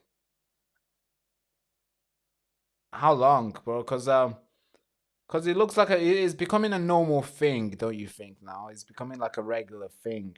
Well, now they call it irregular migration. So are they gonna call the crime irregular crimes now? Irregular incidents? Are they gonna call that now? Because now it's becoming a normal thing, which a young little baby had to be told that your mom went to heaven. A young 5-year-old had to be told that you're not gonna see your mom ever again. And then we not long ago we went through this situation in Southport Attack, where 3 beautiful young girls were butchered to death. And those young girls also had sisters. And those little sisters had to be told that you're not going to play with your big sister anymore. You're not going to play with your younger sister anymore because she had to go. I mean, it's becoming a normal thing now. It's like, it's just happening. It's happening. And then nothing gets done for it. Yeah, of course, our leaders will come out and be like, "Oh, I'm disgusted. I'm appalled. I'm sad." And then they'll go back and they'll do nothing. They'll be like, "Oh, this is horrific. Oh, my condolences." And then they'll go back and everything will just carry on as they are. This is what we are, folks. It's freaking insane. I needed to cover this. I needed you to know this. I needed to tell you about this. Now, among other things, there's something else going on. Something else is happening. It's not just happening in Great Britain. It's happening all over the place.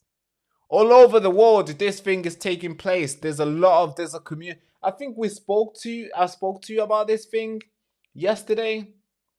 I spoke to you about how a lot of people like to see they like to see young children lose their innocence, in a sense where they want to capture them in however way possible, and they want to do stuff to them, and they feel some sort of pleasure when they see that innocent of them of the child come out, where they will get a child and they will make them, maybe they'll get 2 child and make them do stuff to each other.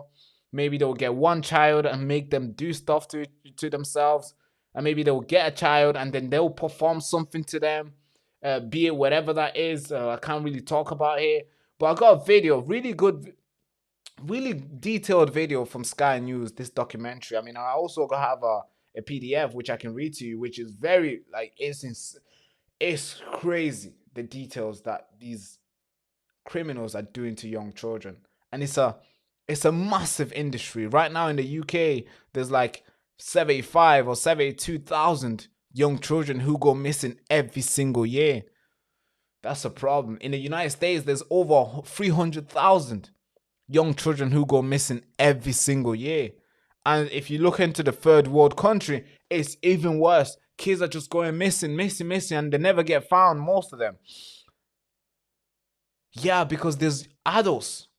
There's guys who like to see young children.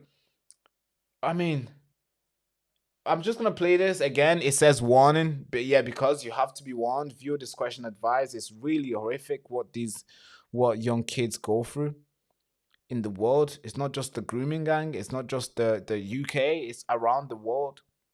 It's the Epstein of the world. It is the grooming gangers of the world. It is the pedophile of the world. It's the Jimmy Savile of the world. It's all those guys. And that has been going on since the dawn of time. And today is just getting even worse, given that they have the tool of social media and a lot of young people on social media. So they like to get them from that. Watch this, folks. Always the pentagrams, the dismembering, which makes me think, like, did he see dismembered images? Rachel's son is a victim of the COM, short for community, part of an online network involving sadistic groups targeting children. I thought, not my kid, but it really could be any kid. We've changed her name and voice. I had given him an art notebook. As I started doing more research about the COM, I found these same images, pentagrams and swastikas and knives were the same. These drawings were a window into what was happening when he was 13. One of so many vulnerable children targeted by other children and young adults online through gaming and social platforms. A new report given exclusively to Sky News by the risk intelligence firm Resolver shows a global threat still evolving in the open. It was like there were two different people. When he was in his room, he was one side of him.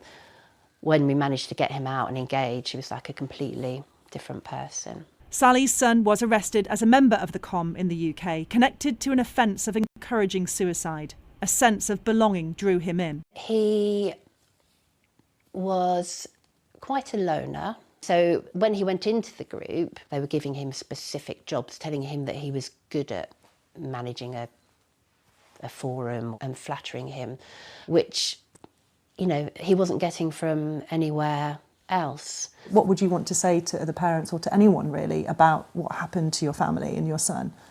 One of the most important things to me is not to assume that your child is safe because they're in their room. Analysts at Resolver assess the threat daily. Loneliness is exploited in terms of targeting individuals with multiple kinds of vulnerabilities. Child safety, violent extremism, graphic violence, extreme cyberbullying, animal abuse and suicide and self-harm. We see content that crosses all of those in ways, combinations that we typically haven't seen before. Accusations, however, the urgency is not being met by the UK regulator responsible for online safety. The response to COM groups and to the extreme violence being perpetrated against young people has been, frankly, appalling. Ofcom, as the regulator, has been asleep at the wheel when it comes to these threats. It has been timid. It has failed to grasp that it understands the threats. Ofcom deny they've been slow to act. I just don't recognise that characterisation, and nobody should be in any doubt about how seriously at Ofcom we are taking the protection of children. This is an evolving threat, but we've absolutely got our sleeves rolled up and we will move through to enforcement if companies don't live up to their duties. The Home Office refused to put anyone up for interview, but the Safeguarding Minister said the government won't tolerate children being abused online and vowed to shut networks down. Yeah. This is where we are, folks. This is where we are.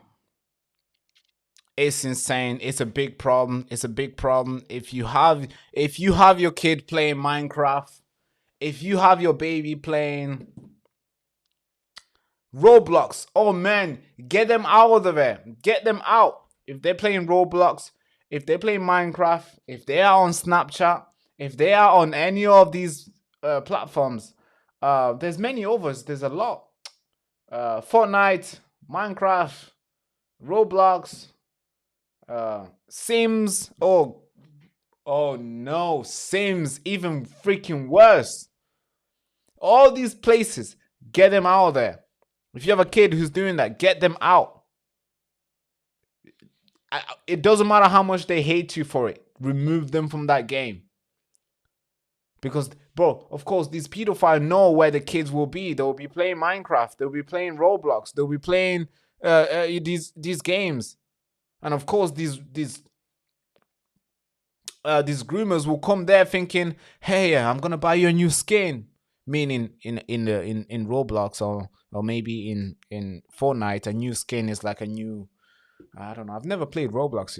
I've never played Fortnite in my whole life. I've never played it. No way. So, but they talk about skin, meaning they're gonna buy a new costume in the game, or maybe they could play Call of Duty and somehow somebody might say, "Hey, I'm gonna buy a new fancy gun. Do this and do this, do this and do this," and then it's very. Can we really talk about this online, bro?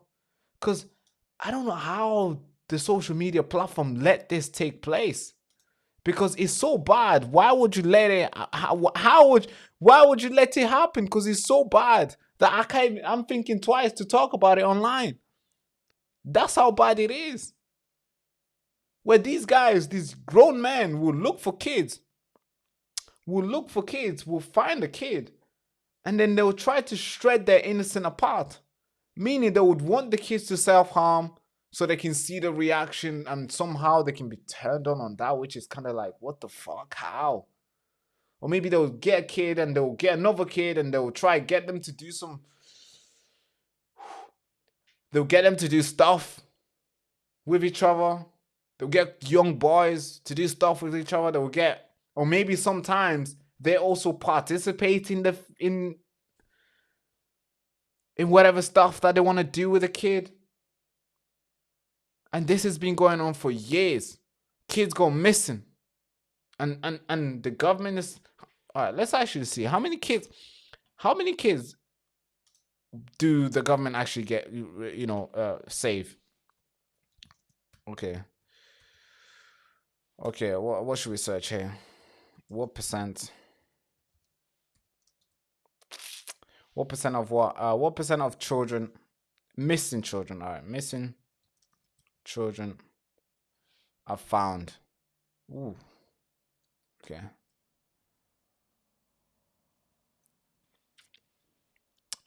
So let's see. Okay, it says here, I actually don't believe this. Maybe it's a lie. Actually, let's put UK because it might give me a lot of the world.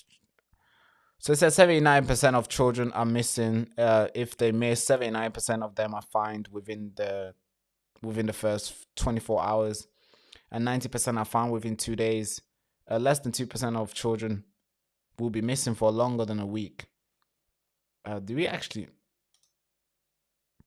Is this? Can I really trust this? This comes from Royal Borough of Windsor. Can I trust this organization? Is this a really true thing? So are you telling me 72,000 young children go missing every year, and then 90% of them are found within 2 days?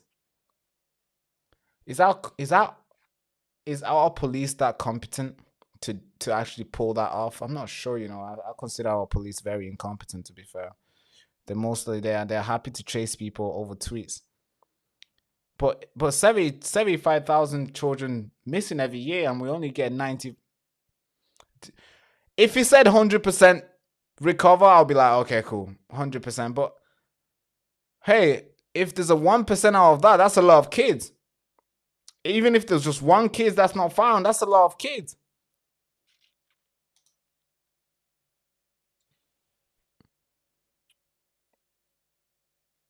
Damn, this is bad. How many kids are abandoned each year? 16 kids are abandoned each year. What do you mean by abandoned? Do you mean investigation being abandoned, or police just saying, all right, we're not going to keep chasing? That's bad if that's true. Okay, we're going to dig deeper. All right, we're going to dig. Not on the live.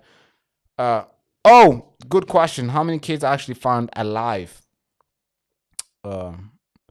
Approximately 19 to 99% of reported missing children are found alive, with many cases involving within the first 24 hours. Okay. I still don't believe it. I still don't believe this thing. Where is this coming from? What's the source on this? Global Missing Children Network. Can I trust this source? Nah, I can't trust it.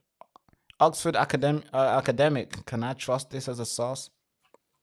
All right, we're gonna do we're gonna do a deep research on this, not on the live, but all I know is that 75,000 kids are missing every year in the UK. In the US, over 300,000 kids are missing every year, and yeah, I just don't feel like the government is so competent enough to find 99% of that. I don't. If that's the case, then great work. But I'm still not convinced. I hope I'm wrong. I really hope I'm wrong. I hope they find all of them, but it's a huge problem still. It's a huge problem. Given what we got to know about the grooming gang, how incompetent the Met Police really, like how they are. Nothing has changed till. I think I'll take this result with a pinch of salt. I won't believe it full on, but this is a problem, folks. A lot of young children are being passed around by by strong, powerful men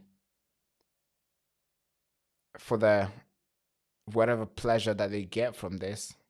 This needs to stop now. Something needs to be done about it. Something needs to be done about it, folks. All right, let's move into another story before we wrap up here. We got two stories that we're going to cover to you guys before we call it a day. Today is going to be a really short day. We've just done an hour with Candid with LUBNA. Very fascinating character. A very necessary voice in the UK for sure. But yeah, let's cover this story. I don't know if you guys know about this, but hey, the numbers are going up. The numbers are going up. Yes, the numbers are going up. Look at that graph, folks. Can you see that graph? Ooh, yeah. That line is going somewhere, isn't it? Sex crime rose to a record level with averaging more than 600 every single day. What? Can you repeat that again? Sex crimes are going up. Almost 600 every single day. Not every year, a day. It gets to the point where even workers people who are working are also participating into this. Yeah, you would think somebody who's working would be like more mindful of his behavior, right? You would think somebody who's working would be like, I'm not gonna do any crazy stuff here. You would think so, right? But no. Apparently when they work, they feel emboldened because they have the key. They have the key to a room. Watch this, folks. This was a former railway security guard named Amir Mohammed, who sexually assaulted a teenager. Okay, I'm going to play you this video and I'll give you more detail into this story. But all I want to tell you is that sex crime is gone up by 600 a day.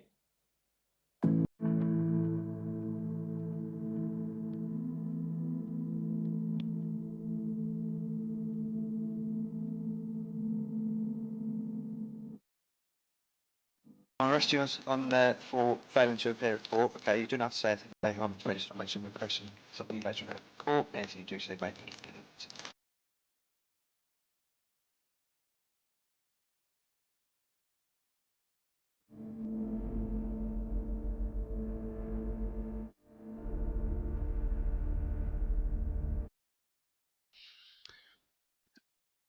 Yeah. So this man was working at that area. Amar Mohammed, 36-year-old from Shilland Road in Sandwell, was found guilty of 2 counts of sexual assault following a week-long trial. He was sentenced to 3 years and 8 months in prison of Worcester Crown Court and given an indefinite sexual harm prevention order. I don't know what this sexual harm prevention order does, to be fair, because most people who get that, they still go and commit crime. I think we need to make it more hard. We need to make it really difficult for them to even think of doing that ever again. Because, yeah, we always put them on a sex offenders register, then they're out there doing crazy stuff still. I think we should kind of like make it hard, it should be more radical. So where it's like as soon as they commit it, they're done. It's like done. It's better being dead than being alive, because you're gonna live it's gonna be a miserable life. Just like the young girl who you sexually assaulted is going through that ordeal all the time, is playing through her head. It should be difficult for you as well. You should always remember of how evil and how horrible you are, and why you deserve your life to be miserable. So I think that's why the crime, this sex offender register, should be a little bit brutal and tough to them. Not just writing your name and every time when you get a partner you update the police and you tell the partner about your past. I think that's too soft. It should be more of like, can I really? No, okay. Yeah, it should be more. It should be more radical in a sense, where it prevents people from even thinking of committing a crime. So Mohammed was sentenced to 3 years and 8 months in prison, and he will be on sex offender register for life. Yeah, this is a problem, folks. Oh, this is a problem. Here's another one, man. This is another one. This is Daniel. How do I say this last name? Daniel Obodubanjo. Daniel Obodubanjo. Oh God. This last name is a little bit tricky, I have to say. Daniel Obodubanjo, yeah. Banjo. 27-year-old was also trapped a woman in a train toilet and assaulted her.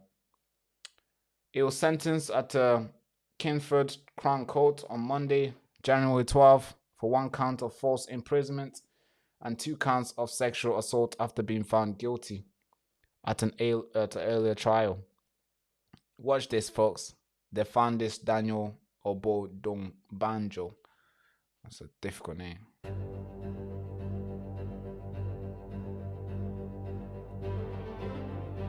Put your hands at your pockets. I'm arresting you. For sexual assault. Okay? Sexual assault. Sexual assault. You don't have to say anything, but I don't be offensive. You don't mention it. Talking about later on. Anything you do say, maybe give me an evidence. You understand? You look for like you did something. I'll get them back. Okay, mate. No worries. Get them back. I've got a camera.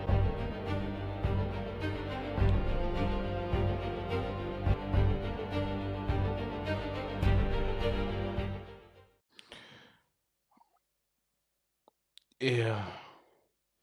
Yeah, this is it. This is it. It's insane. This is where we are. The crime in the UK has gone, 600 a day. Can the police do the police even have that much manpower to pull this off? To arrest 600 people a day? To stop 600 crimes a day? Is the police even incompetent enough to stop 10? I'm not even sure. I really do respect police. I think some of them are actually really cool. They do their job. They are neutral when they approach heavy incidents that take place. Some of them, they do their job. They follow the law. They know the law. They know what to do. And whenever they do something wrong, I think it's okay for us to look at them as human beings. They're not meant to be correct all the time. Let's say they kicked you by accident. Yeah, because things was heated up and they happen to get aggressive. That's the whole point of them. They have to be aggressive. I believe the police need to be more aggressive than anyone in the country because they are policy enforcer. And to enforce the policies, you have to be a little bit tough. You are a enforcement officer. Your job really says you should enforce the laws. So yeah, I do think police should be a little bit tough. But is our police really tough today? Where now they can arrest you for calling somebody a moppet? Is that really tough? I think that's a bit weak. I think that's a bit like, hey, you're gonna arrest somebody because they call somebody a moppet? You're gonna arrest somebody because they have some sort of different political opinion than somebody else? And nowadays we get to know that there is, if you offend someone, that could be a crime because they might feel alarm and distress. I don't know how tough that is. I don't know if that's a law. Is that even a law? When was that introduced? That you can be arrested for being offensive. Okay, I get it. Well, if you mean like, yeah, being racist and doing and saying random stuff and being anti-Semite and do crazy stuff in a sense where you're using your free speech in a sense to cause public to cause problem in the public. I think that's concerning. I think the police should step in and see what's going on. But I don't think you should be arrested for calling somebody a Muppet. I don't think so. I could be wrong. Maybe I could be wrong. But hey, I've not called somebody a Muppet, so please don't arrest me right now, okay? All right. But by the way, this is what we're talking about. Sex crime has gone up. Can you see that? See that? That's how many we get in a year now. Can you see how many a year? That's a lot. That's huge. Something needs to be done about this. That is freaking huge, folks. All right. Let's talk about Katie Lamb. Don't you like Katie Lamb? I think Katie Lamb I think this woman, she's a powerful woman. I think she's a necessary voice in the Conservative Party. I consider her a patriot. I'm gutted. I think she's young as well. Isn't she like 35? I think she should. Instead of giving the award to. So there was an award yesterday. I think on the weekend. No, it wasn't on the weekend. I think it was on Wednesday. And some girl, some woman who's like 50 something gained the award for being the youngest politician of the year. While Katie Lamb, she's like 30 something, and she's out there actively pushing for greatness in the country, and she can't get that award. I think that's kind of crazy. But then again, when you look at the institution like that's giving these awards, are all left-leaning institutions. If Sadiq Khan was voted as the politician of the year, I think that's a problem. How?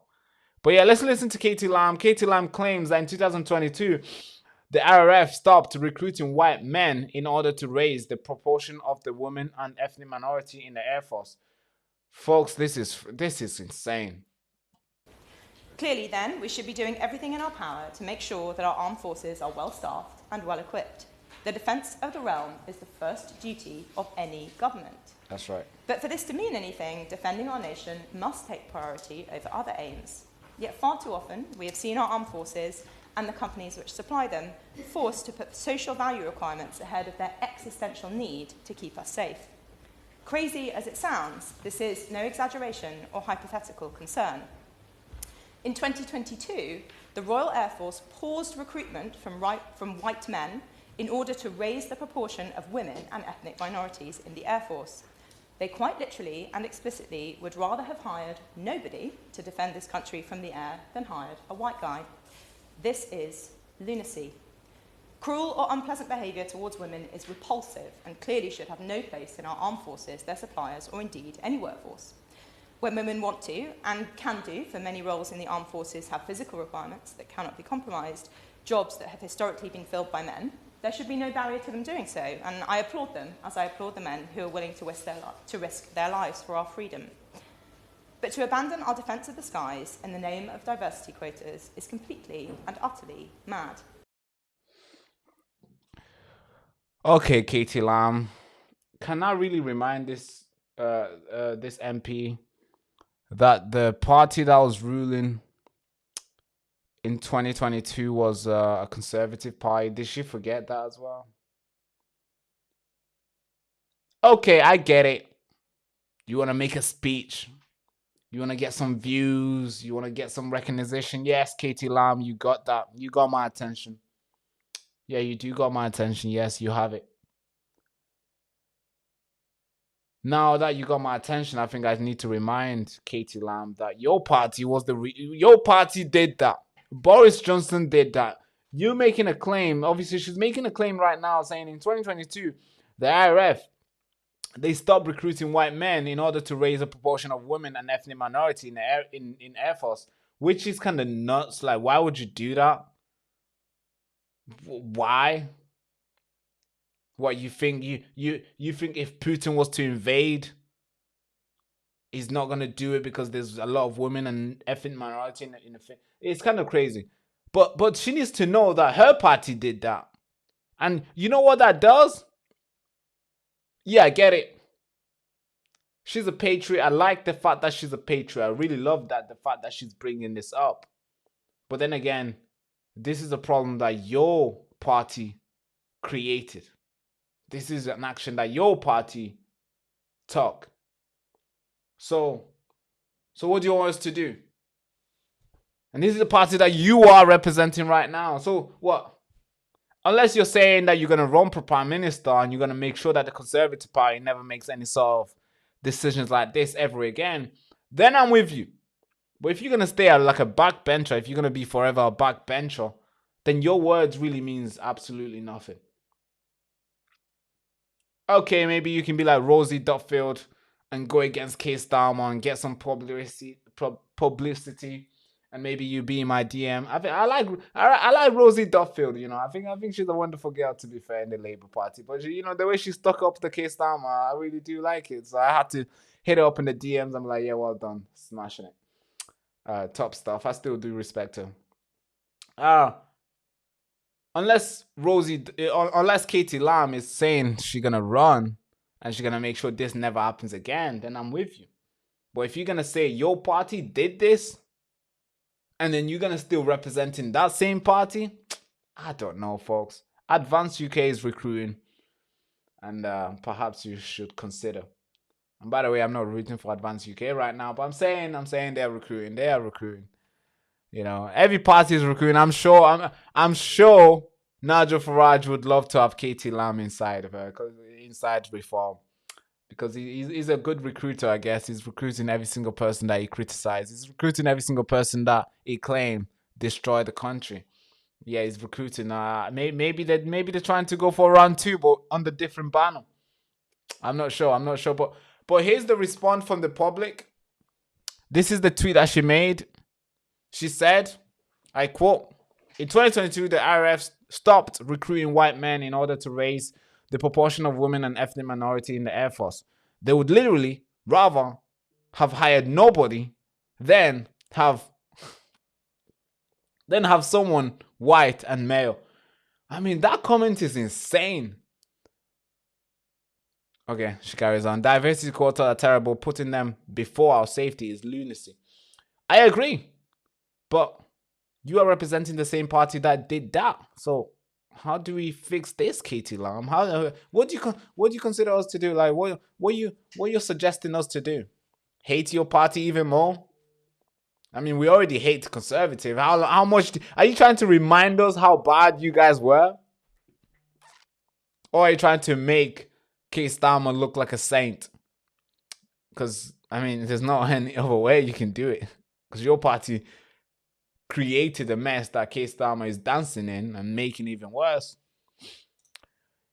Somebody responded, a backlash says, "And who was in control of the army force in 2022? Yeah, who was in control? Did she know this? Did she know this? Did she know this might happen? Somebody might remind her of the truth. And of course, this is an article that of her claim that for real people actually were, you know, that the jobs actually, what she's saying is true, that the RAF bosses quit, admit claims, offer to white men a pause to meet diversity targets. So it is true that it happened, and of course he quit 2022. This article was published in 2022. So what she's saying is true. This is what the Conservative did. I want to know what other we can't fix it. It looks like we can't fix it, or maybe she's just trying to remind us how bad the Tories were. But yeah, that is Katie Lam, folks. But I still think she's doing a great job in Parliament. She's one Tory that I wouldn't mind vouching for. I think she's a necessary voice for sure. although I know they don't pick, well, they do pick the party. I know they pick a party that will accelerate their career. Most of these politicians, they always pick a party that will accelerate their career. Look at Subrella Braveman. I know a lot of you guys might like her. I think I like her too. But she knows that the Conservative Party was not going to get back in power, so she had to secure a job with Nigel Farage. And I'm sure she's probably going to be like a home office, or maybe she's going to be like a minister. I'm sure she's going to get a cabinet job, which is going to secure her career even further. Robert Jenrick for sure is probably going to be like a home office, or maybe foreign secretary or something like that. He's going to get some big job. Zia Yusuf, if Zia Yusuf runs, is going to be a deputy prime minister. Zia Yusuf will probably be deputy prime minister if somehow. I'm sure one day they're gonna find a constituent for him to run to. They're gonna find the area for him to run in. I'm sure they are creating a. I think Zia Yusuf will be a prime minister in the next 10 years. If Nigel Farage and the Reform Party gets all the votes that they're looking for, Zia Yusuf will have no choice. Well, he will be in a position where he might become a prime minister.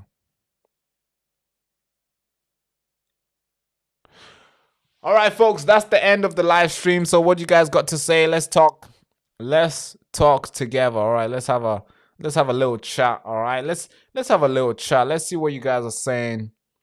I think yesterday we were rambling for like an hour plus together. I think that was beautiful. That was a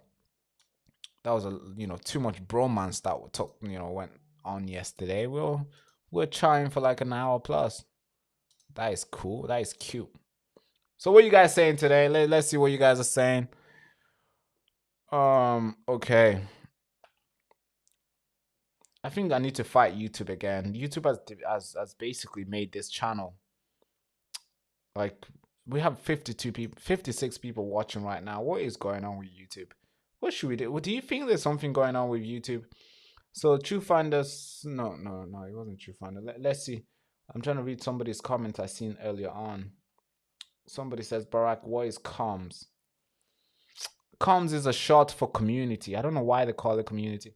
So yeah, True Finder says, Jason Hammond asks, what is comms, please? Yeah, so comms is basically, it's short for community, which is kind of weird. Why they call it a community, even though the community itself is literally there to sexually and look for young children to do harm to them. But they call it crumbs. Sorry, no, crumbs. Crumbs. Sorry, I seen your thing wrong. It's called crumbs, but it's short for community, which is kind of like, what kind of community is this? And what they do is they prey on young boys and girls online. They look for these young boys, young girls, and when they find them, they do every single thing possible. They give them every single thing that they ask for. They buy them these games. They buy them all the tokens, that people can buy in the game. So let's say you're playing FIFA, you want to buy all these stuff that you need to buy to unlock something or to purchase something within the game.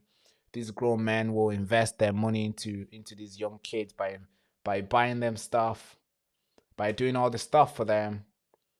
So then they can gauge trust. They can gauge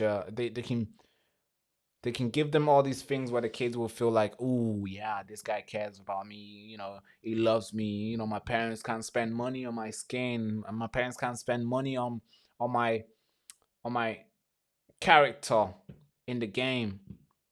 This guy likes me, so I'm gonna keep giving him the attention. The next minute, the kid is always in the room talking to this guy or talking to these people, and then these people now they're gonna want stuff from the kids, which is like crazy, man. And the things that they do to these kids is horrifying. It's horrifying.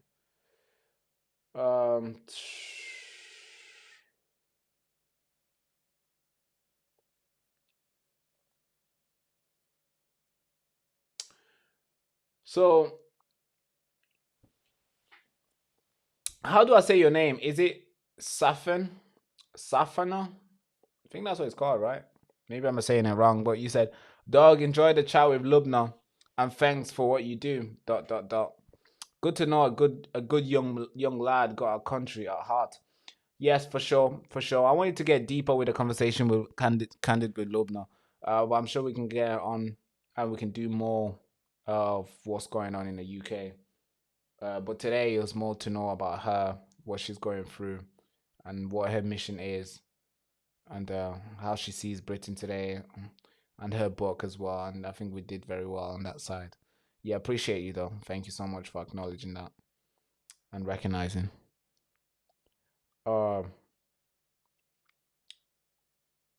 Yeah, so Jason says, wow, I am worried now. My daughter plays Roblox. Folks, Roblox is not good, because in Roblox you need to buy a house. You're basically in Roblox, you're basically like a king or like a queen, or maybe you are a governor, or maybe you are a celebrity in the game, and you need to buy these clothes, and you need to buy a house, you gotta sleep, you need to buy food, you need to buy all these things. I'm assuming it's like a real life thing. Your character needs all this, and all that costs money. The money in the money in the game. And so that's why sometimes the kids will ask you for money to invest into the Roblox. Or maybe they're gonna have to play more and unlock more levels to gain the money in the game. So then they can spend, or maybe they can just spend real money and convert it into the actual game, the money in the game. And when big guys come in and they see that, oh yeah, I can buy you this house, and the young boy's like, oh fine, wow, my character will have this house, and I'll unlock this, I'm going to be powerful in the game. And then of course they do that, and then next minute, you know, they try to get these kids to do harmful stuff to themselves. I don't know why somebody would want to see another kid doing bad stuff to themselves. I mean, what do you get out of that?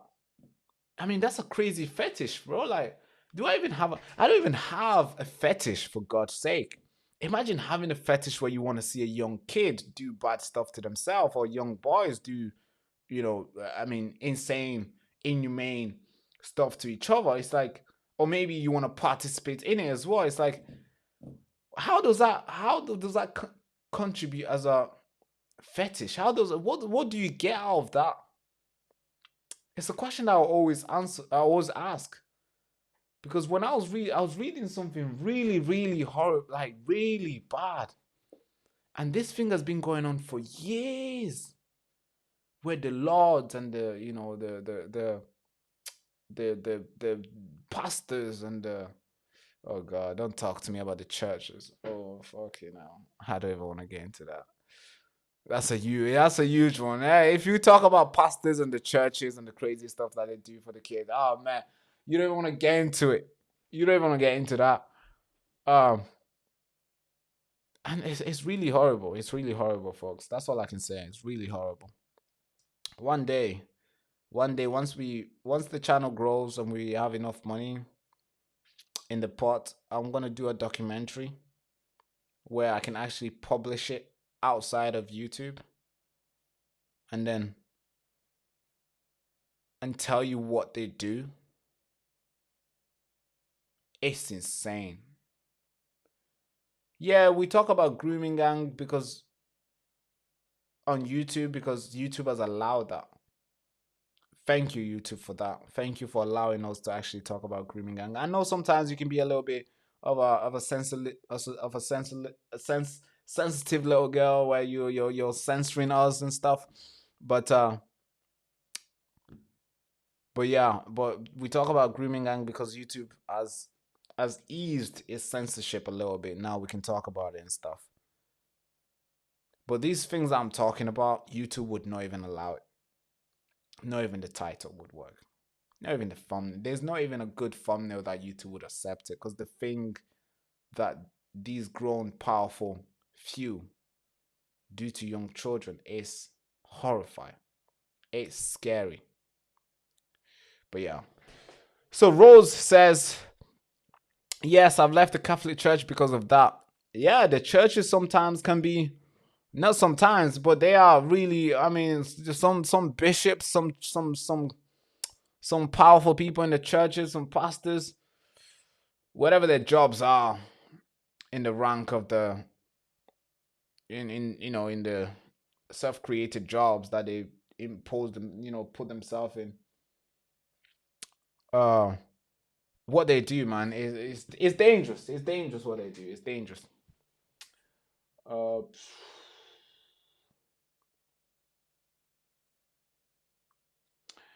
There are some serious fucked up minds out there. Yes, I agree. They are 100% serious fucked up minds over there, out there. Yes, for sure. Huge. And it's time for us to start combating it. It's time for us to start showing it and talk about it and put them into light. And, light, shine the light on it where they can feel, they can feel scared. Right now, I don't think they feel scared. I don't think they're scared of doing what they do to young children. I don't think they're scared because they own the media. They invest heavily on politicians, and so they can keep going. So nobody will bring up charges, and if you do, it will easily just be dismissed. Easily dismissed. All right, folks. It's been a lovely live. It's been a lovely day. Tomorrow I'll see you. I'll be outside tomorrow from 11 o'clock outside tomorrow. I'll be outside tomorrow from 11 o'clock. So, see you there. I'll be in Manchester. I got a couple of stuff I need to do. I'll be live streaming from 11 o'clock. Live streaming from 11 till 4 o'clock. 11 till 4 I'll be outside. And then next week on Saturday, I'll be with Tommy Robinson, Ben Habib, and many other powerful voices on the right. And we'll be chopping it up. We'll be live streaming. We'll be doing in real live streaming. So I'll be live from 11 o'clock in London till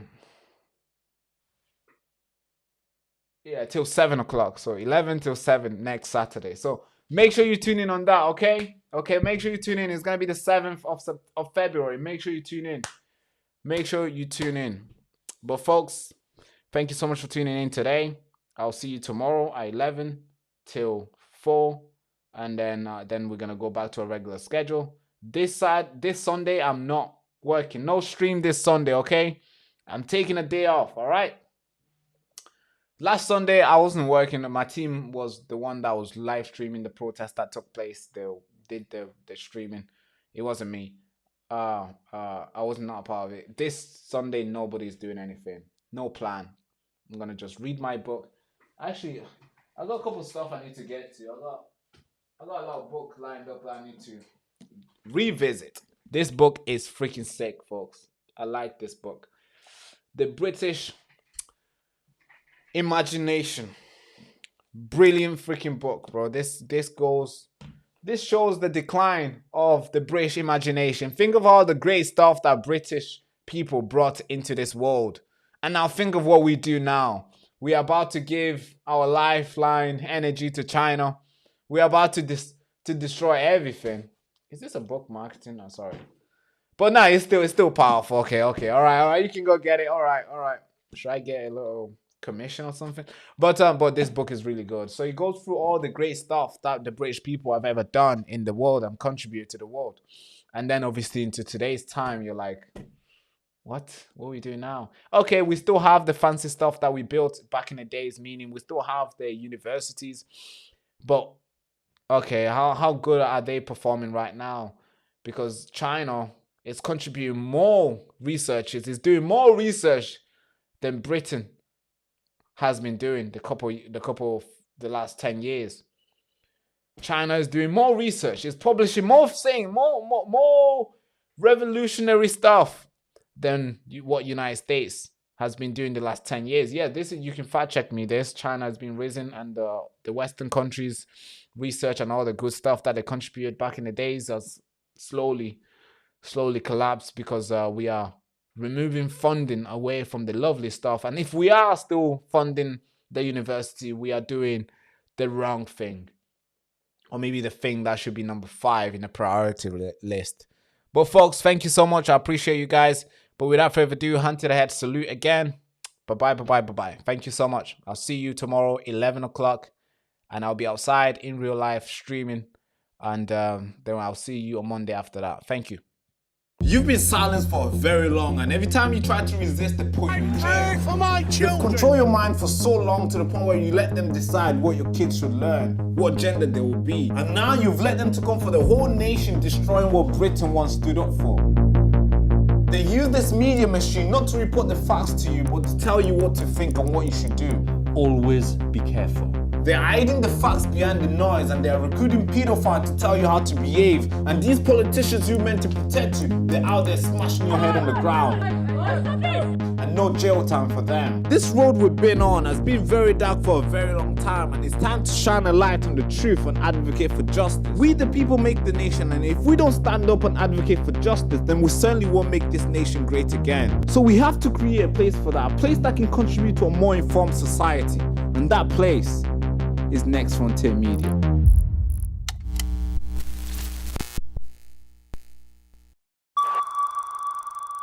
Our country is built on an idea. It's an idea so powerful that some of us have died to protect it. It shapes our connection, our politics. It forms the fabric of our daily lives. And it seems so fundamental we rarely pause to consider its significance. But here's the thing. This notion is entirely uncrafted. And although it feels like it's getting stronger and it's always going to be here, the truth is, it's becoming more fragile than we realize. This concept is a community.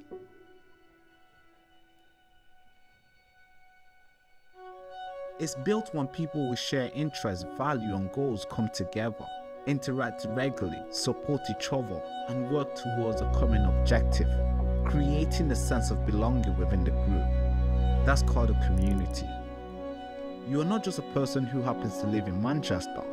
You are Mancunian, or Londoner, or Brummy, or Scouse. With what our leaders are doing, we are slowly losing this community. So let's stop for a moment to learn why this idea has existed forever and how it got us here. Because once you do, it makes sense why we should keep this concept alive. So help me build this community.